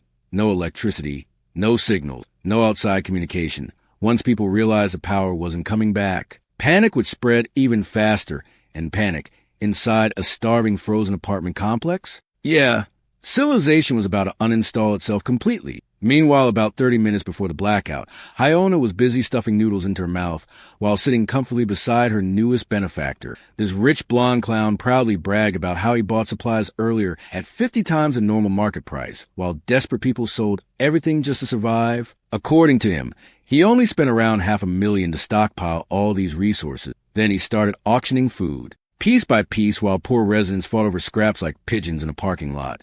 Bro really turned Apocalypse into a business seminar. The rich bastard smugly ran his hand across Iona's face and asked if she thought she made the right decision choosing him. And naturally, the witch smiled sweetly and nodded. As long as somebody had resources, she'd happily switch teams faster than a survival game trader. Meanwhile, Blondie was already imagining he owned her just because he had food and money. Absolute clown behavior. But their cozy little villain meeting got interrupted by the sound of heavy footsteps rushing through the hallway outside. The basement residents had arrived carrying tools and weapons to break doors open in the middle of the night, and Blondie quickly overheard something terrifying. He was being specifically targeted because of his role in driving up prices inside the group chat. A few seconds later, the raiders started slamming and kicking his apartment door, repeatedly trying to force their way inside. Suddenly, all that money and all those supplies didn't look nearly as comforting anymore. Blondie stood there frozen, completely unsure what to do, while the angry crowd outside kept smashing against the door harder and harder. Mr. Jang's little basement revolution had officially gone full monkey mode. The snowstorm outside kept raging harder and harder, while the entire apartment complex slowly transformed into a frozen riot simulator. Meanwhile, inside Han Fong's apartment, the floor was covered with wires, tools, supplies, and enough random junk to make the place look like a failed engineering project. Bro was basically filming Home Alone Apocalypse Edition by himself. Han Fong kept trying to finish his electric trap on the front door, but every time he tested, the readings showed no current running through the wires. He stared at the thing like it personally betrayed him. Then out of nowhere, the badly tied wires suddenly sparked, exploded, and caught fire. Looks like the power decided to come back at the worst possible second. Han Fong got blasted by the smoke and immediately started coughing while scrambling to put the fire out. Even after all that, he still had no clue what he was doing wrong. If the internet still existed, bro would have searched how to build murder door for dummies and finished this in 5 minutes. Then suddenly someone started knocking on the door before he could even finish the trap. Han Fong instantly froze and carefully peeked through the peephole. He couldn't see the face properly, but the tiny height and messy hair gave it away immediately. It was Zhao Xingan again. She stood there with the same emotionless face, asking for her help like this was perfect timing. Meanwhile, Han Fong was literally one loose wire away from electrocuting himself to death. But the moment he grabbed the doorknob, memories from his previous life hit him again. The witch betrayal, the ambush, getting folded by lunatics, bro. Immediately got paranoid and slowly pulled his hand away from the lock. Instead of opening up, Han Fong warned her through the door that raiders were already breaking into apartments and stealing supplies. He told her to hurry back home because he wasn't opening the door for anyone. Zhao Xingan just stood there silently in the freezing hallway while the building echoed with distant yelling and banging noises. Then suddenly she started pounding on the door even harder when Han Fong still refused to open it. She simply sat down on the cold floor outside his apartment and started shivering. Honestly, this girl operated on pure NPC logic sometime. Meanwhile, the raiders were already reaching the 18th floor. They weren't checking who lived there or asking questions anymore. Their entire strategy was basically kick door first, think later. Two rough-looking men walked down the hallway celebrating that they were the first ones there and immediately started dividing apartments between themselves like Loot Goblin, splitting dungeon rewards. And of course, Han Fong's apartment was the closest target. One of the raiders walked straight to the door with a crowbar and started smashing at it, while pretending to be someone delivering supplies, absolute clown acting, inside the apartment. Han Fong immediately yanked Zhao Xingan in and covered her mouth tightly, so she wouldn't make a sound, since nobody answered the door. The raiders stopped pretending and started forcing the lock with the crowbar. Han Fong quietly reassured her that those idiots weren't getting through his reinforced door anytime soon. Hearing that, she finally calmed down a little. The raiders kept rattling the handle over and over trying to force it open, but the reinforced iron door didn't even care. After struggling for a while and getting nowhere, the raiders eventually marked the apartment and moved on to easier targets. And honestly, thank God Han Fong installed that absurdly reinforced setup. The iron plates around the frame were so thick even the contractor got confused when installing them. Han Fong almost started admiring his own genius, until he realized he was still covering Zhao Xingan's mouth like he kidnapped her himself. Bro was so scared of making noise, he forgot basic human interaction. After he finally let go, Zhao Xingan quietly thanked him for letting her in before the raiders noticed her. Outside, the two waited silently for a few more minutes until the hallway finally became quiet again the second the danger passed. Han Fong instantly went back to fixing the electric trap. If he could make this thing work properly, the next idiot touching his doorknob was about to meet electricity personally. Zhao Xingan watched curiously and asked what he was doing. Han Fong proudly explained that it was an anti-intruder electrocution device, then immediately hit her with the classic, condescending line saying she wouldn't understand even if he explained it, which was hilarious because this man barely understood himself. But turns out the quiet little stalker girl was actually cracked when it came to electronics and anti-theft systems, voltage differences, wiring, power flow. All of this was basic stuff for her. Meanwhile, Han Fong had been fighting wires like they were final bosses. So Zhao Xingan calmly started coaching him from the side step by step. She told him to shut off the power first, wrap the exposed wire carefully around the handle, then connect the next wire from the circuit box properly before restoring power. Han Fong followed her instructions exactly this time instead of freelancing like a disaster mechanic. And finally, when he tested the handle again, the voltage meter instantly shot up with a strong electric reading. The trap was finally live. Han Fong looked at the result completely stunned. Bro spent hours failing alone just for the silent girl to fix it in 5 minutes. When Han Fong asked how she even knew all this electrical engineering nonsense, Zhao Xingan answered the most Zhao Xingan sentence possible. She calmly said the true eye of the evil king could see the truth of everything in the world. Bro asked for wiring advice and got anime lore instead, since she helped finish the Death Doorknob project. Han Fong asked what exactly she needed in return. The girl didn't even bother explaining properly. She just walked over to the couch, dumped the contents of her backpack all over it, like she was unpacking after moving in, then casually announced that the true eye of the evil king would be staying here from now on. Han Fong's brain genuinely stopped processing for a second. This girl invited herself into his apartment with the confidence of someone paying rent. He immediately started panicking and told her to go back to her own room because there was absolutely no way she was living here. But while freaking out, Han Fong accidentally tripped over a mess of wires spread across the floor. He stumbled forward, flailed around for balance for a few seconds, then crashed straight toward the coffee table. Except the impact never came. The table that was solid a second ago had suddenly turned soft like clay. Han Fong stared at it in confusion, while a weird purple glow danced around his hands. Even the toolbox nearby looked warped and squishy where the light touched it. He grabbed a hammer to test it, and the metal had literally bent on itself like warm candy. Bro waved around once, and the thing lost its shape completely. At that point, Han Fong finally realized the purple light was somehow softening everything it touched. Meanwhile, Zhao Xingen watched this entire thing happen with the exact same blank face she always had. No screaming, no shock, no reaction. This girl watched reality bend in front of her and looked mildly interested at best. Han Fong got so distracted testing the power, he almost forgot she was still standing there staring at him like an SCP observer. Then suddenly her eyes lit up, and she declared that Han Fong had been chosen as an emissary of the true eye of the evil king.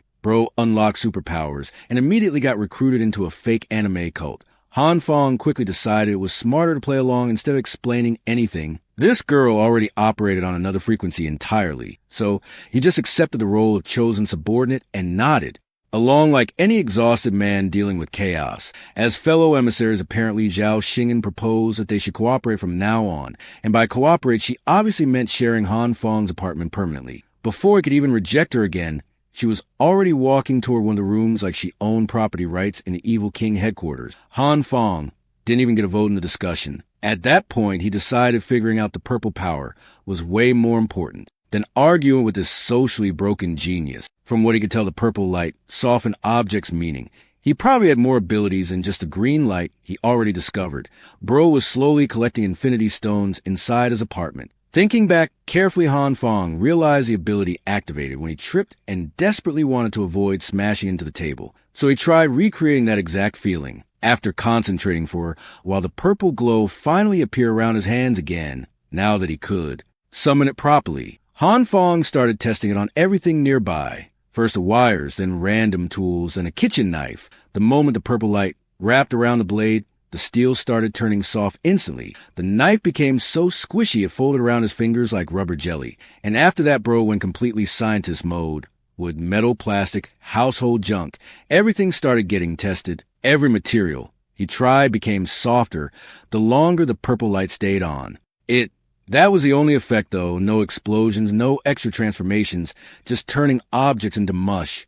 By itself, the ability honestly felt kinda useless. Han Fong even started looking disappointed. Then suddenly another idea hit him, since he already had the green light and the purple light. What if he combined them together? Now bro started cooking for real. Han Fong quickly got used to merging both lights at the same time. He grabbed a melted-looking kitchen knife, coated it with both the purple and green energy together, then screamed Bankai. And somehow it actually worked. The melted kitchen knife instantly hardened back into shape, and not just normal hard either. The blade came back looking polished enough to use as a mirror. Bro accidentally forged a legendary weapon in his apartment, while screaming Bankai like an unemployed Shounen protagonist, curious now. Han Fong grabbed a tissue paper box nearby and repeated the same process on one single tissue. Then he tried, bending it, and somehow that tiny piece of paper became ridiculously hard to form. That was when he realized the real effect of combining both lights together. Purple softened objects, green reinforced them, and when fused together, they could massively increase toughness. And the first thing that entered Han Fong's mind was obviously defense. Bro instantly started thinking like a bunker goblin again. Meanwhile, downstairs, the raiders who stole supplies from other apartments were already showing their true colors. The same people screaming about fairness and quality a few hours ago suddenly didn't want to share loot anymore. Funny how revolution disappears the second snacks enter the inventory. They secretly kept portions of the stolen supplies hidden away because they were scared resources would run out. Some of them even argued they shouldn't waste food on women and elderly people, but they also knew if the others discovered the hidden supplies, things would get ugly fast. While they were whispering about their shameless little stash, one of the raiders suddenly noticed something strange on the 18th floor wall nearby. The concrete surface started wriggling unnaturally. Bro looked at the wall and immediately got hit with nightmare fuel the moment they shined a flashlight on it. A human face started emerging directly from the concrete, like some cursed horror movie scene. The face twisted and grimaced while pushing outward like it was trying to escape from inside the wall itself. Then arms started forming too.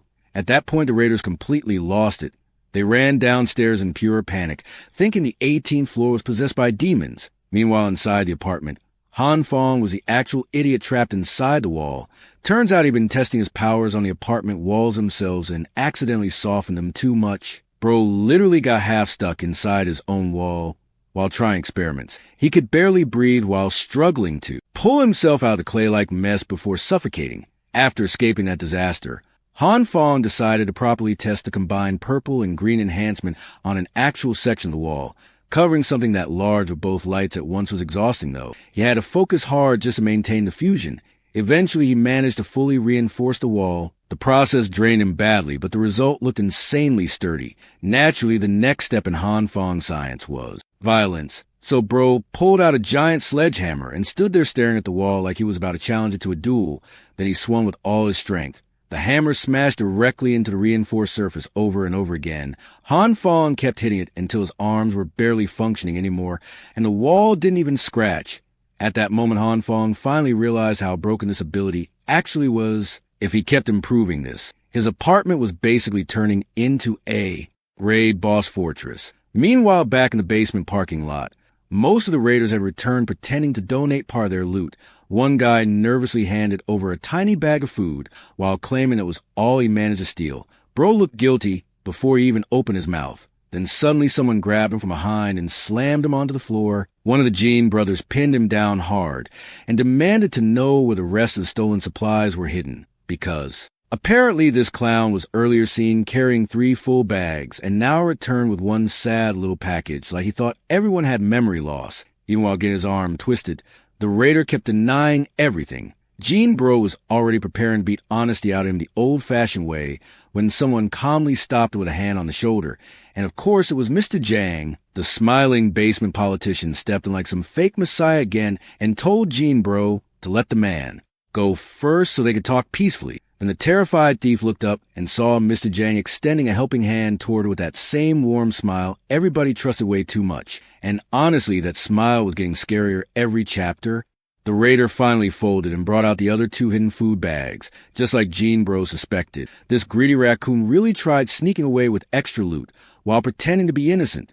The man apologized shamelessly and explained that he had 5 people at home to feed, and the official rations were nowhere near enough. And honestly, that was the scary part about this whole situation.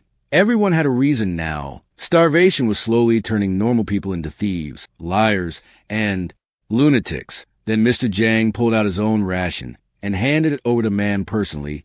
Bro really knew how to manipulate an audience. He calmly explained that rules still mattered and all stolen supplies had to be redistributed fairly according to household size. But he also understood the struggles people were going through.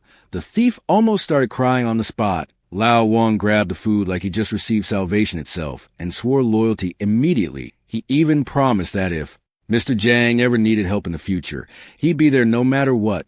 Mr. Jang then turned toward the crowd lined up for rations and gently told everyone to collect their share and return home quickly. Calm voice, kind smile. Meanwhile, this man was quietly building a basement cult in real time. Even the Jean brothers got curious afterward. They asked how Mr. Jang managed to make the thief surrender the hidden supplies so easily, and why he even gave away part of his own food afterward. Jang modestly claimed he didn't really do much. According to him, he simply helped the man understand a principle, and naturally the Jean brothers wanted to hear this magical philosophy. Jang explained that throughout history, riots and rebellions always happened when social classes clashed over benefits and survival. But the important thing was that collective behavior diluted responsibility. If you weren't caught directly, punishment became difficult because the blame spread across the crowd. However, the second someone violated the group's own rules, they stopped being part of the collective and became an individual criminal instead. That was the fear Mr. Jang planted in Lao Wang's head. If the community rejected him, he wouldn't just fear legal punishment after the disaster. He'd also face revenge from every owner he robbed personally. Basically, Mr. Jang weaponized peer pressure and social fear like a professional politician. Watching everything from afar, Uncle Lou stayed completely silent. Unlike the others, he immediately understood what Mr. Jang was actually doing. This man intentionally ignored one very important detail. In every riot or movement, a leader always emerges from the crowd. Whether hero or villain, troubled times always create powerful figures, and Uncle Lou could already see that potential growing inside Mr. Jang. Meanwhile, upstairs, Han Fong was still busy stress-testing every inch of his apartment like a paranoid engineering goblin. He kept smashing reinforced walls and windows with a sledgehammer over and over again to verify their toughness. The process drained him badly, but the results were insane. Bro practically turned his apartment into a boss arena. Now he had reinforced walls, reinforced windows, reinforced furniture. Honestly, if a tank showed up outside, Han Fong would probably start testing durability instead of panicking. And just when he finally thought he could relax, for a second somebody knocked on the door again.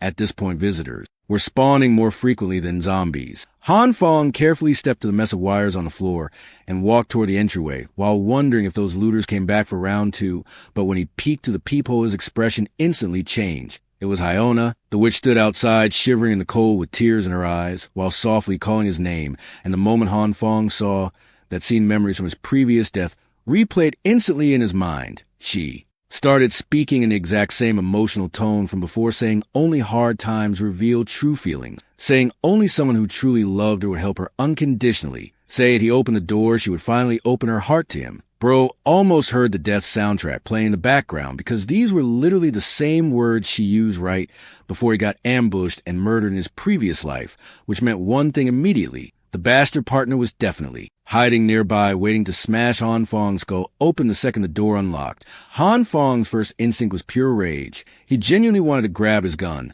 open the door, and erase this trash couple from existence immediately. But halfway through thought, he forced himself to stop. The power was out. The hallway was dark. Whoever was hiding outside had the advantage, while Han Fong would expose himself the moment he stepped out. If he missed even once, he could die again, exactly like before. Even the electric trap wasn't reliable enough here, because getting both idiots to touch the handle together would be almost impossible. So Han Fong forced himself to calm down and immediately shut off the generators to eliminate any light advantage. This was his one chance to reverse what happened in his previous life, which meant he couldn't let anger control him now. because the real threat wasn't the crying actress standing outside the door. It was a rat hiding somewhere in the darkness, waiting for the perfect moment to strike. Finding the hidden attacker was a difficult part, but luckily for Han Fong, this was his first time getting betrayed by these clowns. He still remembered exactly how he died in his previous life. The killer should be hiding in the blind spot right behind the doorway waiting for the ambush. Han Fong quietly gripped the sledgehammer tighter, while estimating the man's position to the wall itself. Then a nasty little idea formed in his head. Risky, weird, and honestly insane, but probably his best chance. He slowly placed his hand against the wall and activated the purple light. The surface immediately began softening like clay while Hyona continued outside with her Oscar performance. She kept crying and begging Han Fong to open the door already, while acting like the world's coldest victim. Meanwhile, the idiot hiding nearby was already starting to hesitate. Bro was probably realizing this robbery mission felt way more dangerous than advertised, or Hyona kept pushing him, insisting Han Fong had mountains of supplies stored inside, truckloads delivered before the disaster, enough food to survive for ages. Honestly, greed was the only thing still keeping these two clowns motivated. Then suddenly the softened wall behind the hidden attacker started bulging outward unnaturally. It twisted and stretched like wet cement trying to grow a limb. The killer finally noticed weird noises coming from behind him, but by the time he turned around, it was already over. A freaking sledgehammer-shaped mass burst out from the softened wall and smashed directly into his jaw with terrifying force. Bro got launched like a rag doll immediately. His entire face folded sideways like the game physics bugged out. Hyona jumped back in horror after watching her partner fly across the hallway. She kept asking what happened, but the guy couldn't even answer anymore. His whole body was twitching in pain and freezing cold. Then slowly the reinforced apartment door creaked open. Han Fong stepped out holding a fire extinguisher with the calmest, petty revenge smile imaginable. This man looked like he'd been waiting years for this exact moment. Before Hyona could even process what was happening, Han Fong blasted the extinguisher directly into her face. White powder exploded everywhere, while she screamed and stumbled backward blindly. And somehow even during this disaster, Hyona still tried acting cute and pitiful while begging him to stop. This woman stayed committed to the performance till the bitter end. She even inhaled some of the extinguisher powder and immediately started coughing like her lungs rage quit. When she managed to open her eyes again, she finally saw the blonde rich prick she brought along lying on the floor convulsing miserably. The man looked less like a gangster now and more like expired yogurt. Then through the extinguisher fog, Han Fong's hand suddenly reached toward her.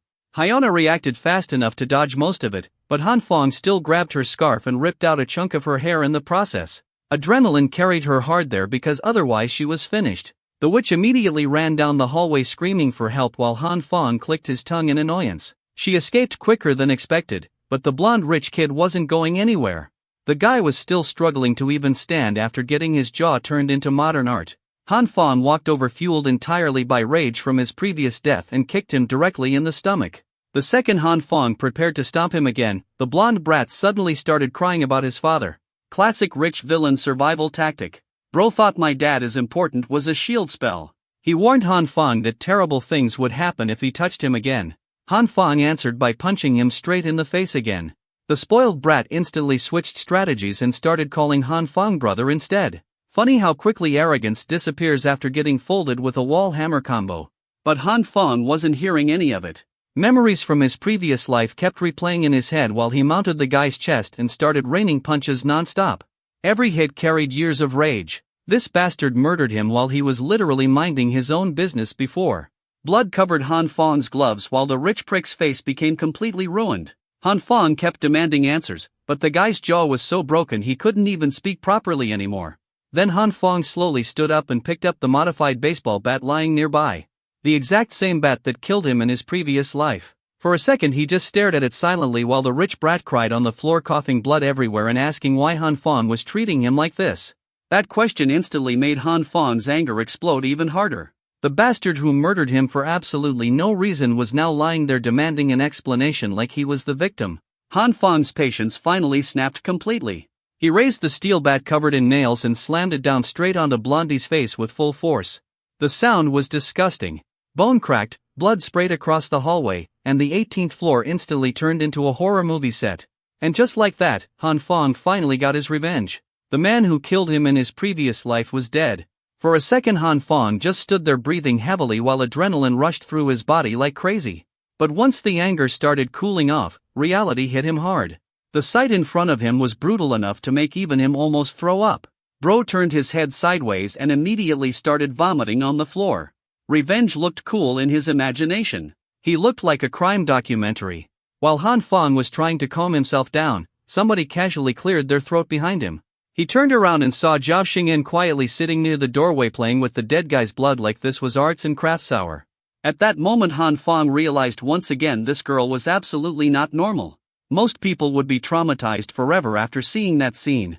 This girl looked mildly curious at best. She even offered to help clean up the mess, and together they handled the crime scene surprisingly fast. Zhao Xingyan didn't even flinch at the blood or gore.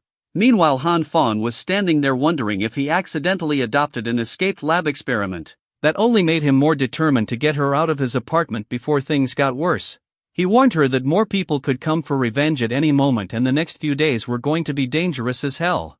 Both of them could die, but this girl just sat there sipping orange juice completely unbothered like she was listening to weather forecasts. Han Fong genuinely wanted her gone for her own safety, but she absolutely refused to leave. She didn't blame the danger, the calmer she became. Then she slowly placed her orange juice down dramatically like an anime villain preparing dialogue and declared that the evil king's true eye would protect them no matter what.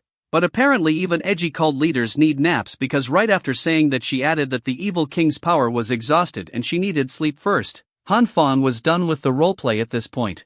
He grabbed her arm before she could disappear into the room and told her to stop talking like a rejected Chuani protagonist for 5 seconds because this situation was serious.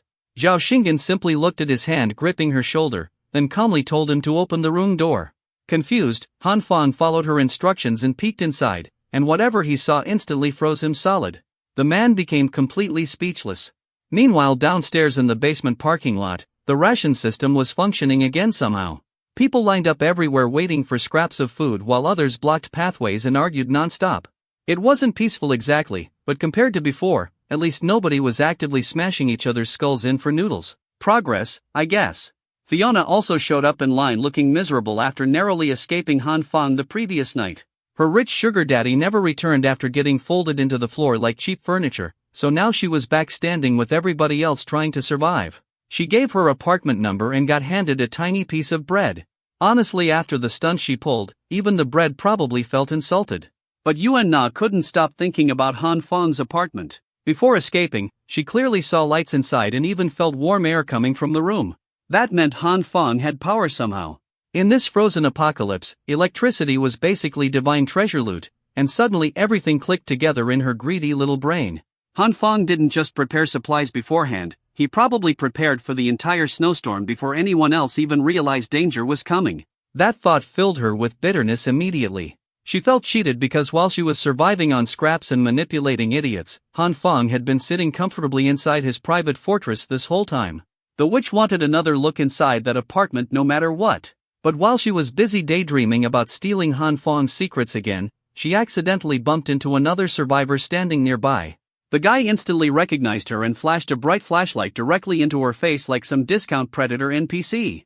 Then he started inviting her over to Block 5 where survivors gathered around braziers for warmth. Yuan Na immediately rejected him because even she could tell this creep's intentions were written all over his face. But the guy kept pushing harder. He bragged about having enough food for several days if she stayed with him. Even Yuan Na looked disgusted by him. When bribing her with supplies didn't work, the creep suddenly switched tactics and loudly accused her of falsely claiming extra rations for other households. Which honestly, was completely true. The shouting quickly attracted attention from nearby survivors. Yuan Na instantly got irritated and smacked the guy across the face with the food she had just scammed from the ration line. Humiliated in front of everybody, the creep completely lost it and raised his flashlight before he could swing at Yuan Na. Jinin stepped in and slapped the absolute soul out of him. The guy flew straight into the wall like his ancestors got disconnected from the server. Yuan Na just stood there stunned because this sweet-looking nurse casually carried monster truck strength under that calm face. Jinin immediately switched back into angel mode and politely handed Yuan Na a name card, asking her to visit if she felt sick or injured. Bro got launched into drywall and she still stayed professional. Yuan Na thanked her quickly and tried escaping before more attention landed on her. But the creep refused to let it go. He charged back at Jinin, tackled her to the ground and started screaming insults at probably the nicest woman left in the building. That was the exact moment Brother Lee entered the scene. One clean yank later and the creep got ripped off Jeanine like a plastic bag stuck on a fence. Brother Lee looked half-starved, dehydrated, and one bad sneeze away from collapsing. But one thing this man absolutely could not tolerate was dudes hitting women. Right when the situation was about to become basement UFC again, Jang finally arrived. The creep instantly started snitching like his life depended on it, accusing Yuan Na of scamming extra rations and hanging around the rich guy who inflated supply prices earlier. Brother Lee heard enough and immediately tried jumping him again, but before he could move, Jang grabbed the creep by the collar and started lecturing him about the committee's purpose. According to him, the committee existed to protect weak survivors and make sure everyone had food. In the end, the creep only got a warning.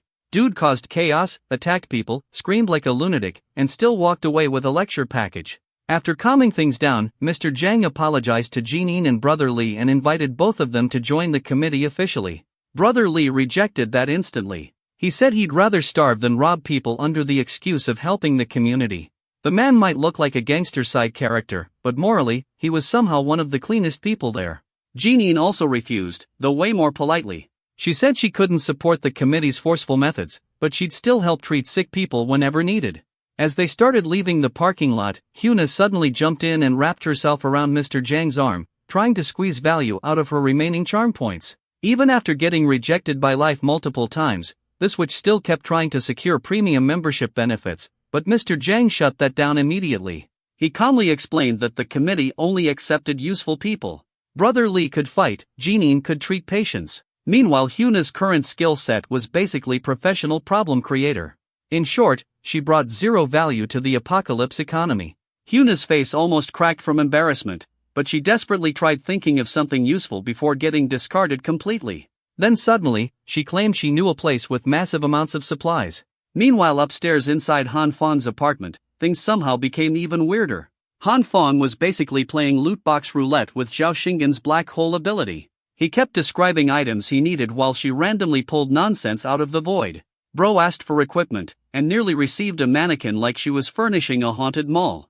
Eventually she explained that her power was dimensional storage. She could open a black hole-like space that sucked in nearby objects. Putting things inside was easy. Pulling specific things out though? Total disaster. Her retrieval accuracy was terrible. Basically infinite inventory with broken search function. Han Fang immediately got curious about how the inside of the dimension worked. Since she casually reached into it without dying, he figured it should be safe enough to inspect himself. So this genius shoved his head directly into the black hole. Please do not explain this scene out of context to anybody. Inside, Han Fang found himself staring into a gigantic endless subspace packed with floating supplies everywhere. Food, random objects, tools, equipment. It looked like an entire supermarket chain got vacuumed into another dimension. The scale was ridiculous. Zhao Xinggen had basically robbed reality itself. Then suddenly Han Fang realized one tiny important detail. There was no oxygen inside. Bro instantly panicked and yanked himself back out while gasping for air like a fish thrown onto pavement. Just a few seconds inside almost dried his lungs into raisins. Han Fang started complaining immediately, asking why she didn't warn him there was literally no air in there. But Zhao Xinggen completely ignored his suffering and kept digging through the black hole calmly like this happened every Tuesday. Finally she found what they were looking for. Boxes of drones and RC cars started pouring out one after another. Han Fang's mood instantly recovered, near-death experience forgotten immediately. This man sees remote-controlled gadgets and suddenly all survival instincts disappear. Meanwhile, on the icy stairs of the 18th floor, more raiders were creeping around trying to rob apartments again. Raiders about some monster haunting the floor had already spread everywhere, but one guy wearing glasses didn't believe any supernatural nonsense. Bro was about to learn that the 18th floor had enough trauma waiting for everybody already. The raiders honestly didn't believe half the ghost stories spreading about the 18th floor. Some monster roaming the hallway? Please. In their minds, starving people just started hallucinating after eating half a noodle every 3 days. Besides, Mr. Jang personally sent them there to scout the floor, so backing out now would make them look useless. In an apocalypse corporate culture, useless employees get paid in death and expired ramen. Still, even while climbing the frozen stairs, a few of them admitted they weren't fully trusting Hyuna's information either. That which had the reliability of a broken GPS. But orders were orders. What they didn't know was that Han Fang had already been watching them the entire time through the cameras connected to his new toys. Luckily they finished setting up the monitoring system just in time. Han Fang immediately activated Plan 2. The man even pulled out a stopwatch like he was running military operations, instead of defending an apartment with RC cars. After setting the timer for 2 minutes, he calmly walked out to prepare the trap. Meanwhile on the staircase, the raiders suddenly froze after hearing a creepy mechanical sound echoing from above. Then lights started flashing everywhere inside the dark stairwell. A second later, remote-controlled toy cars rolled into view. The raiders relaxed instantly after seeing them. Unfortunately for them, they failed to notice the explosives strapped onto the tiny RC cars. The fuses burned down and boom, multiple small blasts erupted around the staircase. Luckily the explosions weren't lethal. Han Fong specifically used lime explosives to blind and disorient them instead. The raiders immediately started screaming and stumbling around half-blind while coughing everywhere. And right when they thought things couldn't get more annoying, a drone suddenly flew over their heads carrying another explosive attached underneath. At that point the raiders completely lost composure and started retreating down the stairs in panic. Zhao Xingan was controlling the drone like she was born in a military control room while Han Fong stood there absolutely loving every second of this nonsense. He wanted these idiots traumatized permanently before even reaching his floor again. But while bullying the raiders, the drone flew too low and got too close to one of them. One desperate swing from Blass's raider's crowbar clipped the propeller instantly. The drone lost stability immediately and started spiraling out of control. And this was bad, really bad. Because this was their only aerial drone, Zhao Xingan tried desperately to stabilize but the thing flew straight out the window while spinning like a drunk pigeon.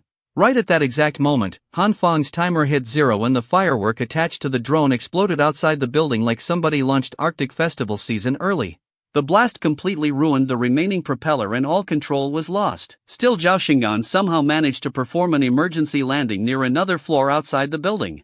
Honestly, her piloting skills were carrying this entire operation harder than Han Fong's plans. Han Fong immediately suited up because there was no way they could afford to lose the drone. That little flying camera had basically become their apocalypse CCTV system.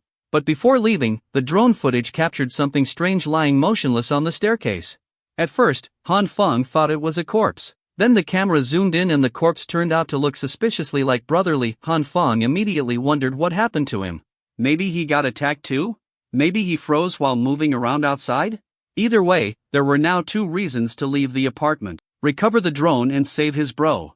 Before heading out, Han Fong warned Zhao Xingan not to open the door for anybody no matter what happened. He packed emergency supplies, grabbed a radio for communication, then loaded his pistol while silently hoping he wouldn't need to use it. Flashlight in hand, Han Fong carefully descended the staircase. The floors below were quiet now after the scouting raiders retreated, but the cold outside had become terrifying. According to the drone's readings, the temperature was already approaching -50 degrees Celsius. At that level, humans weren't surviving long without protection. They were becoming frozen collectibles. Brotherly was in serious danger, and Han Fong knew he needed to move fast. Meanwhile downstairs, the failed scouting team reported everything to Mr. Zhang. They explained the strange lights, explosions, and drone attack while looking absolutely miserable. Mr. Zhang listened calmly and thanked them for their hard work. Then their reward arrived. 3 thick clothing pieces and a single noodle pack each. That was it. Apocalypse Employee Benefits Package complete. Still, with how scarce food had become, even 1 noodle pack was treated like legendary loot. Those who contributed to the collective received rewards now. Standing nearby looking completely wrecked, Hyona immediately asked again if she could finally join the committee. Mr. Zhang rejected her again without hesitation. He explained that they still couldn't confirm whether Han Fong was actually behind the attacks. Honestly, if Uncle Lu hadn't personally witnessed suspicious resource movements before the disaster, Mr. Zhang probably wouldn't even be entertaining Hyona's stories anymore. But now they planned to confirm everything personally. This time they would go with larger numbers. If Hyona's information was real, she would finally prove her value. If not, well, good luck surviving after wasting everybody's time. Hyona grabbed a steel pipe with both hands and prepared herself to join the raid. The witch had officially entered her desperate survival mode arc.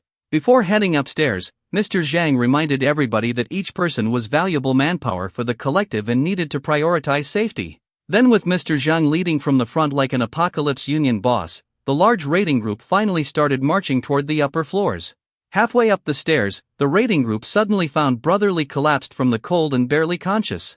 The guy looked one strong breeze away from becoming an ice sculpture. Mr. Zhang immediately had someone hand over hot water, then forced Brotherly to drink it. The gangster woke up instantly with his tongue basically getting boiled alive. When Brotherly finally opened his eyes and saw the committee members surrounding him, his first reaction wasn't gratitude, it was pure disgust. Bro looked at them like stray rats stole his last cigarette. Zhang's loyal lapdogs immediately stepped up and demanded Brotherly thank Mr. Zhang properly for saving his life. Brotherly just laughed sarcastically right in their faces. Even half frozen and barely able to stand, this man still refused to bow to anybody. He called them out immediately for pretending to be heroes while acting like organized thieves. The lapdog instantly got angry and tried to jump him, but Mr. Zhang stopped the guy before things escalated. Zhang pulled out that same calm smile again and extended another invitation for Brotherly to join their group officially. And once again, Brotherly rejected it without hesitation. At this point, the raiders were getting genuinely irritated. They rescued this man from freezing to death and he still treated them like garbage. But Brotherly clearly hated being controlled more than he hated dying. Right before Brotherly turned around to continue climbing the stairs, Zhang suddenly grabbed him firmly by the shoulders. Still smiling like some corporate cult leader, he calmly explained that maybe there was a misunderstanding. According to him, the committee only wanted to strengthen itself so weaker survivors would have a better chance to live. But Brotherly saw straight through the act. He immediately pointed out how the so-called protectors of the weak were giving elderly people one meal every 3 days. That wasn't survival support. That was starvation with paperwork attached to it. Brotherly also made it clear guilt-tripping wouldn't work on him because he had no nearby family to protect anyway. The man had nothing left to lose and everybody there could feel it. Meanwhile, one floor above them, Han Fong was silently watching the whole conversation unfold, and hearing all this confirmed exactly what he suspected about Mr. Zhang's operation. The committee didn't truly care about everybody surviving equally. They specifically targeted younger and healthier people because they were useful manpower, while older, sick, and weaker survivors were slowly being abandoned. Han Fong immediately realized that if things continued like this, the committee would eventually collapse into internal conflict sooner or later. Back downstairs, the lapdog finally got tired of Brotherly's attitude and started barking in his face again like an unpaid side villain. Huge mistake. The idiot stepped right into melee range. Brotherly instantly smashed his forehead straight into the guy's face with a brutal headbutt. The impact hurt Brotherly too. His whole body trembled afterward and he could barely stay standing. But the man still stood there refusing to back down. And honestly, the look in his eyes alone made the armed raiders subconsciously step backward. Brotherly looked like a starving wolf that genuinely didn't care whether he lived another hour or not. That kind of energy scares people fast. The underlings started glancing toward Mr. Zhang, waiting for orders, while slowly regaining courage. After a bit, they started surrounding Brotherly again. Even while swaying from exhaustion, Brotherly challenged all of them to come at him anyway. Bro was literally one cough away from collapsing but still acting like the final boss. Watching from above, Han Fong realized Brotherly was about to lose consciousness any second, but there were way too many raiders down there for him to safely intervene.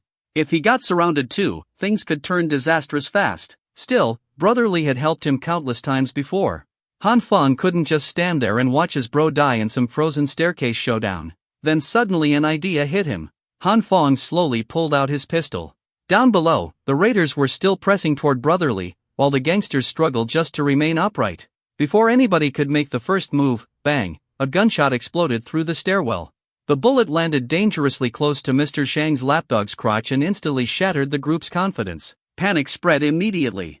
Nobody there expected an actual firearm to appear in the building. Until now, it had just been pipes, crowbars, and starvation DLC combat. Suddenly guns entered the lobby. Han Fong slowly descended the stairs with the pistol raised and calmly ordered everybody not to move. And wow, it worked immediately. The entire raiding group backed off from Brotherly almost instantly. Brotherly looked around nervously at first, but once he recognized the gun and saw Han Fong approaching, he immediately realized his little bro had come to save him. Meanwhile, Hyona's eyes widened the second she saw Han Fong holding a gun. The witch finally understood this man wasn't just stockpiling supplies anymore. Bro upgraded into armed fortress mode. Han Fong carefully handed Brotherly his apartment key while both of them slowly retreated upstairs together without lowering their guard. The raiders looked toward Mr. Zhang again waiting for orders. Some idiots were still considering rushing them while they moved backward. Han Fong immediately shut that idea down with another warning shot. He already told them not to move and these people still wanted to test their luck against a loaded gun. Survival instincts completely deleted. Then Han Fong ordered everybody to throw down their weapons and kneel. One by one, the raiders slowly obeyed while staring nervously at him the entire time. For now, that bought Han Fong and Brother Li enough time to retreat safely toward the apartment. After kneeling there silently for a few seconds and listening to Han Fong and Brother Li's footsteps disappear upstairs, Mr. Zhang was the first one to stand back up. The man looked calm as always and asked if anyone recognized the gunman. That was Hyona's cue to immediately start snitching like her survival subscription depended on it. She revealed that the armed man was Han Fong himself. Zhang's lapdog instantly exploded at her, demanding to know why she conveniently forgot to mention they were raiding a guy with an actual firearm. Honestly, fair question, but Mr. Zhang quickly calmed everyone down. He didn't think Hyona had any reason to lie about something this serious. In fact, hearing that Han Fong possessed a gun only convinced him even more that the rumors about huge supply stockpiles were true. Because think about it, if a man prepared enough to own firearms during the apocalypse, then obviously he also prepared food, fuel, and everything else. The moment the crowd heard that possibility, their eyes lit up instantly. Starving people hearing massive supplies is basically the apocalypse version of activating zombie aggro. Zhang became fully convinced that Uncle Lu's earlier reports about large deliveries before the disaster were real after all. Still, there was one huge problem now. Han Fong had a gun, any direct assault could easily get someone killed. Zhang calmly reasoned that Han Fong was probably too soft to actually murder anyone. If he really had killer instincts, he would have shot several raiders already instead of firing warning shots. And besides, nobody could stay locked inside their room forever. Eventually, Han Fong would have to come out, so Mr. Zhang changed the plan. For now they would retreat, regroup, and prepare proper safety measures before returning. But one thing became very clear, room 1804 absolutely had to fall. Meanwhile, Han Fong and Brother Li finally reached the apartment door safely. Brother Li's hands were trembling so badly from cold and exhaustion that he struggled just to unlock it. Han Fong stood nearby with the pistol ready the entire time in case the raiders tried anything stupid. The second the door opened, warm air rushed out into the hallway. Brother Li literally looked like a man seeing heaven. Once inside, he froze again, this time from shock instead of cold. A working radiator, a functioning generator, electricity, warmth, supplies everywhere. Behind one glass door sat enough resources to make starving survivors start crying instantly. Brother Li turned toward Han Fong completely stunned and asked what kind of heavenly cheat code apartment this was. While the gangster was still processing the luxury setup, Zhao Xingan casually walked out of her room and immediately asked Han Fong whether he retrieved the drone. That's when Han Fong remembered he completely forgot the original mission because he got distracted rescuing his bro. Priorities shifted mid-quest. A few hours later, after several heavy meals and finally warming up properly, Brother Li got told part of the truth. Han Fong explained that he somehow predicted the disaster beforehand and prepared as much as possible. He also apologized for never telling Brother Li earlier because he feared information about his supplies would leak. After finishing his meal, Brother Li suddenly stood up and bowed deeply toward Han Fong. The man was genuinely emotional. He admitted that without Han Fong, he would have frozen and starved to death already. Just eating warm food again felt like unbelievable kindness to him. When he lifted his head, tears were literally running down his face. Han Fong awkwardly told him he was only returning all the favors Brother Li had done for him before. That just made Brother Li even more emotional. The gangster started praising Han Fong for being a genuinely good person. Once things settled down, Brother Li started explaining the current situation inside the apartment complex. Ever since the power outage happened, everything completely changed. Zhang began stealing supplies from residents under the excuse of collectivism and community survival. The man gathered a massive following quickly but also created plenty of enemies who hated his methods. Some survivors eventually abandoned the committee because the rations were too tiny to survive on. But strangely enough, Mr. Zhang never seemed bothered by people leaving. That's because behind the scenes, he regularly sent Jin Xin-Wu, his loyal lapdog, to quietly deal with deserters and reduce threats against the collective. Han Fong got genuinely surprised hearing that because the Jin twins used to be known as sweet and caring people before the apocalypse. Basically, the committee expanded its power using manipulation, intimidation, and dirty tactics. Still, Brother Li believed karma eventually catches everybody. And according to him, Mr. Zhang made one gigantic mistake recently. The committee tried robbing a man named Zhang Hao. Unfortunately for them, Zhang Hao happened to be a former middleweight boxing champion, so naturally every raider who went after him got folded into premium quality ground beef. But instead of backing down after getting embarrassed repeatedly, Mr. Zhang kept sending more people because he refused to lose authority or respect in front of the collective. And every single time, those raiders got absolutely demolished again. Eventually the boxer started building a following of his own. Turns out people really like standing behind the guy who punches committee members into factory reset mode. Brotherly explained that the boxer faction was growing fast, and among them 2 people were becoming especially famous. One was Zhang Yangyu, a complete boxing maniac who used to fight in underground matches for years. The guy was known for ridiculous speed. Blink once and your teeth are already on the floor. The other was Jin Zhang Haoshai, another hardcore supporter of the boxer. Unlike the speedster, this dude was built like a refrigerator with anger issues. Pure monster strength. With those 2 standing beside the former champion, a whole new faction was basically being born inside the neighborhood. And all of them hated Mr. Zhang's fake saint act with passion. Brotherly explained that Mr. Zhang was getting desperate to crush this conflict before it spiraled out of control, which was why he targeted Han Fang's supplies in the first place. He tried warning Han Fang earlier, but passed out on the stairs before reaching him. Honestly though, hearing all this was actually good news for Han Fang. Mr. Zhang's little empire was slowly cracking from the inside. Turns out manipulating starving people works great until somebody stronger punches back. But while the 3 of them discussed their next move, strange skittering sounds suddenly echoed outside the apartment. Zhao Xingyan immediately pulled up the live camera feed near the entrance and revealed the raiders gathering outside the door again. Han Fang instantly stood up to activate the electric handle trap, but Zhao Xingyan stopped him and calmly warned him that there was a sulfur smell coming from the hallway. 1 second later, boom, the entire room shook violently. These lunatics actually brought bombs. Zhao Xingyan quickly analyzed the sound and figured they were using localized demolition explosives. They were careful enough to breach structures, but probably not enough to collapse the entire floor.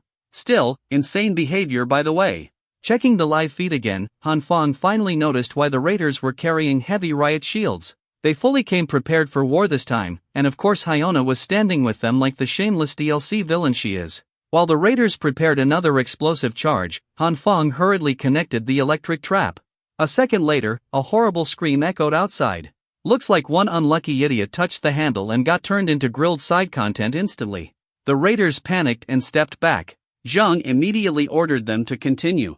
This time he instructed them to target the borders of the door and double the explosive packets. The followers obeyed without hesitation and detonated another blast.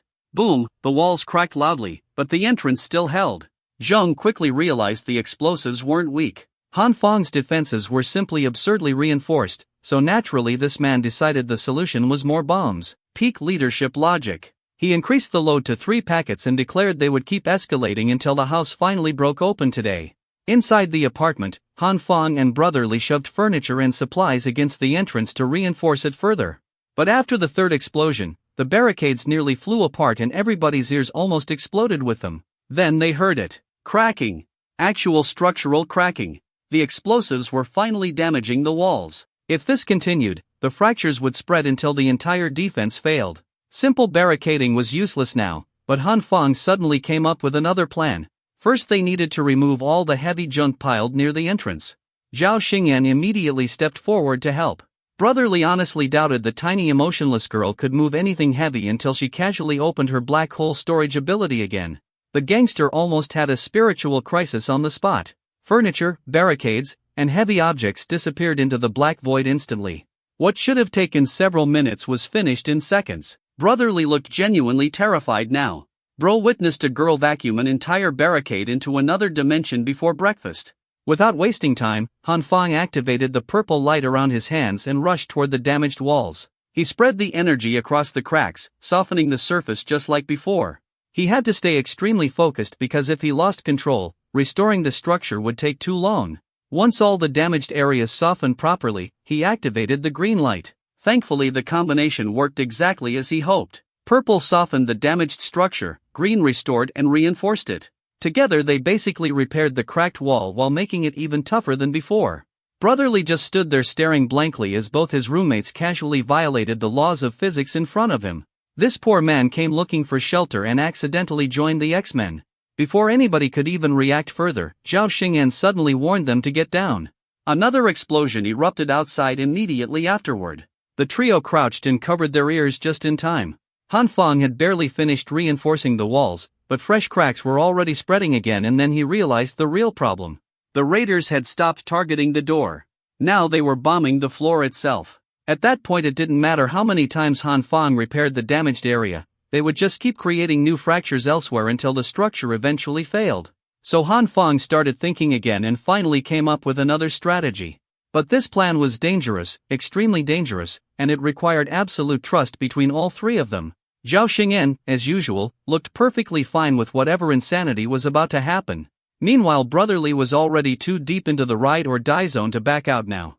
At this point, if Han Fong said jump into dimensional warfare, Brotherly would probably just nod and ask if they should bring snacks first.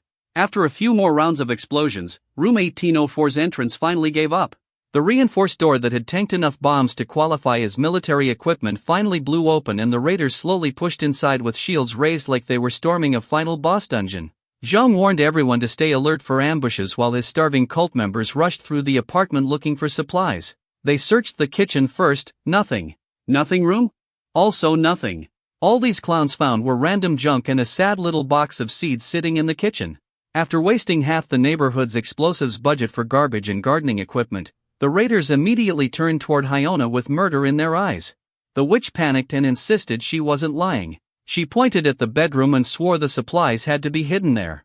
According to her, she had personally seen lights and even felt warm air coming from inside before. The moment they tried opening the final room, Brotherly suddenly burst out and kicked a shield directly into a raider's face.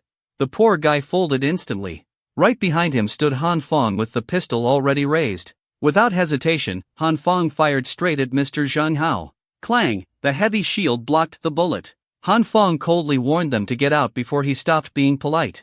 Meanwhile, Mr. Zhang stood behind the shields acting like the chairman of a starving cult TED Talk. He accused Han Fong of selfishly hiding resources while innocent residents suffered and starved. According to him, they were only there to seek justice and help the collective survive together. Hyona immediately came armed with bombs, riot shields, and robbery charges while talking about teamwork. Absolutely shameless. His followers completely bought into it too. The way they stared at Han Fong looked less like survivors and more like hungry wolves waiting for permission to bite somebody. But instead of panicking, Han Fong immediately flipped the narrative, putting on the most offended face imaginable. He asked what supplies they were even talking about. Hyona instantly jumped in and screamed that he must have hidden everything somewhere. She reminded everyone that she had personally seen lights and warmth inside the apartment before. Han Fong got tired of hearing her voice and fired another shot in her direction. The witch immediately folded in fear, but the shield protected her again.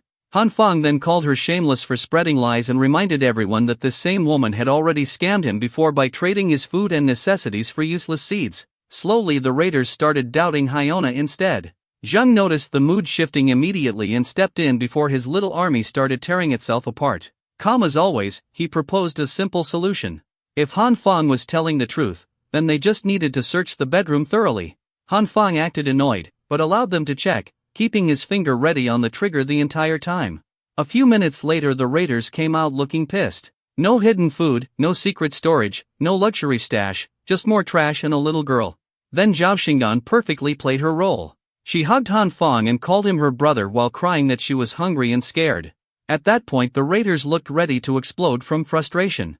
They had spent half a day bombing an apartment just to discover a broke dude babysitting a weird child inside a junkyard. Now everyone's attention shifted toward Hyona again. Mr. Zhang demanded an explanation because they had wasted enormous time and resources on this raid. If she couldn't explain herself properly, the raiders were ready to tear her apart themselves.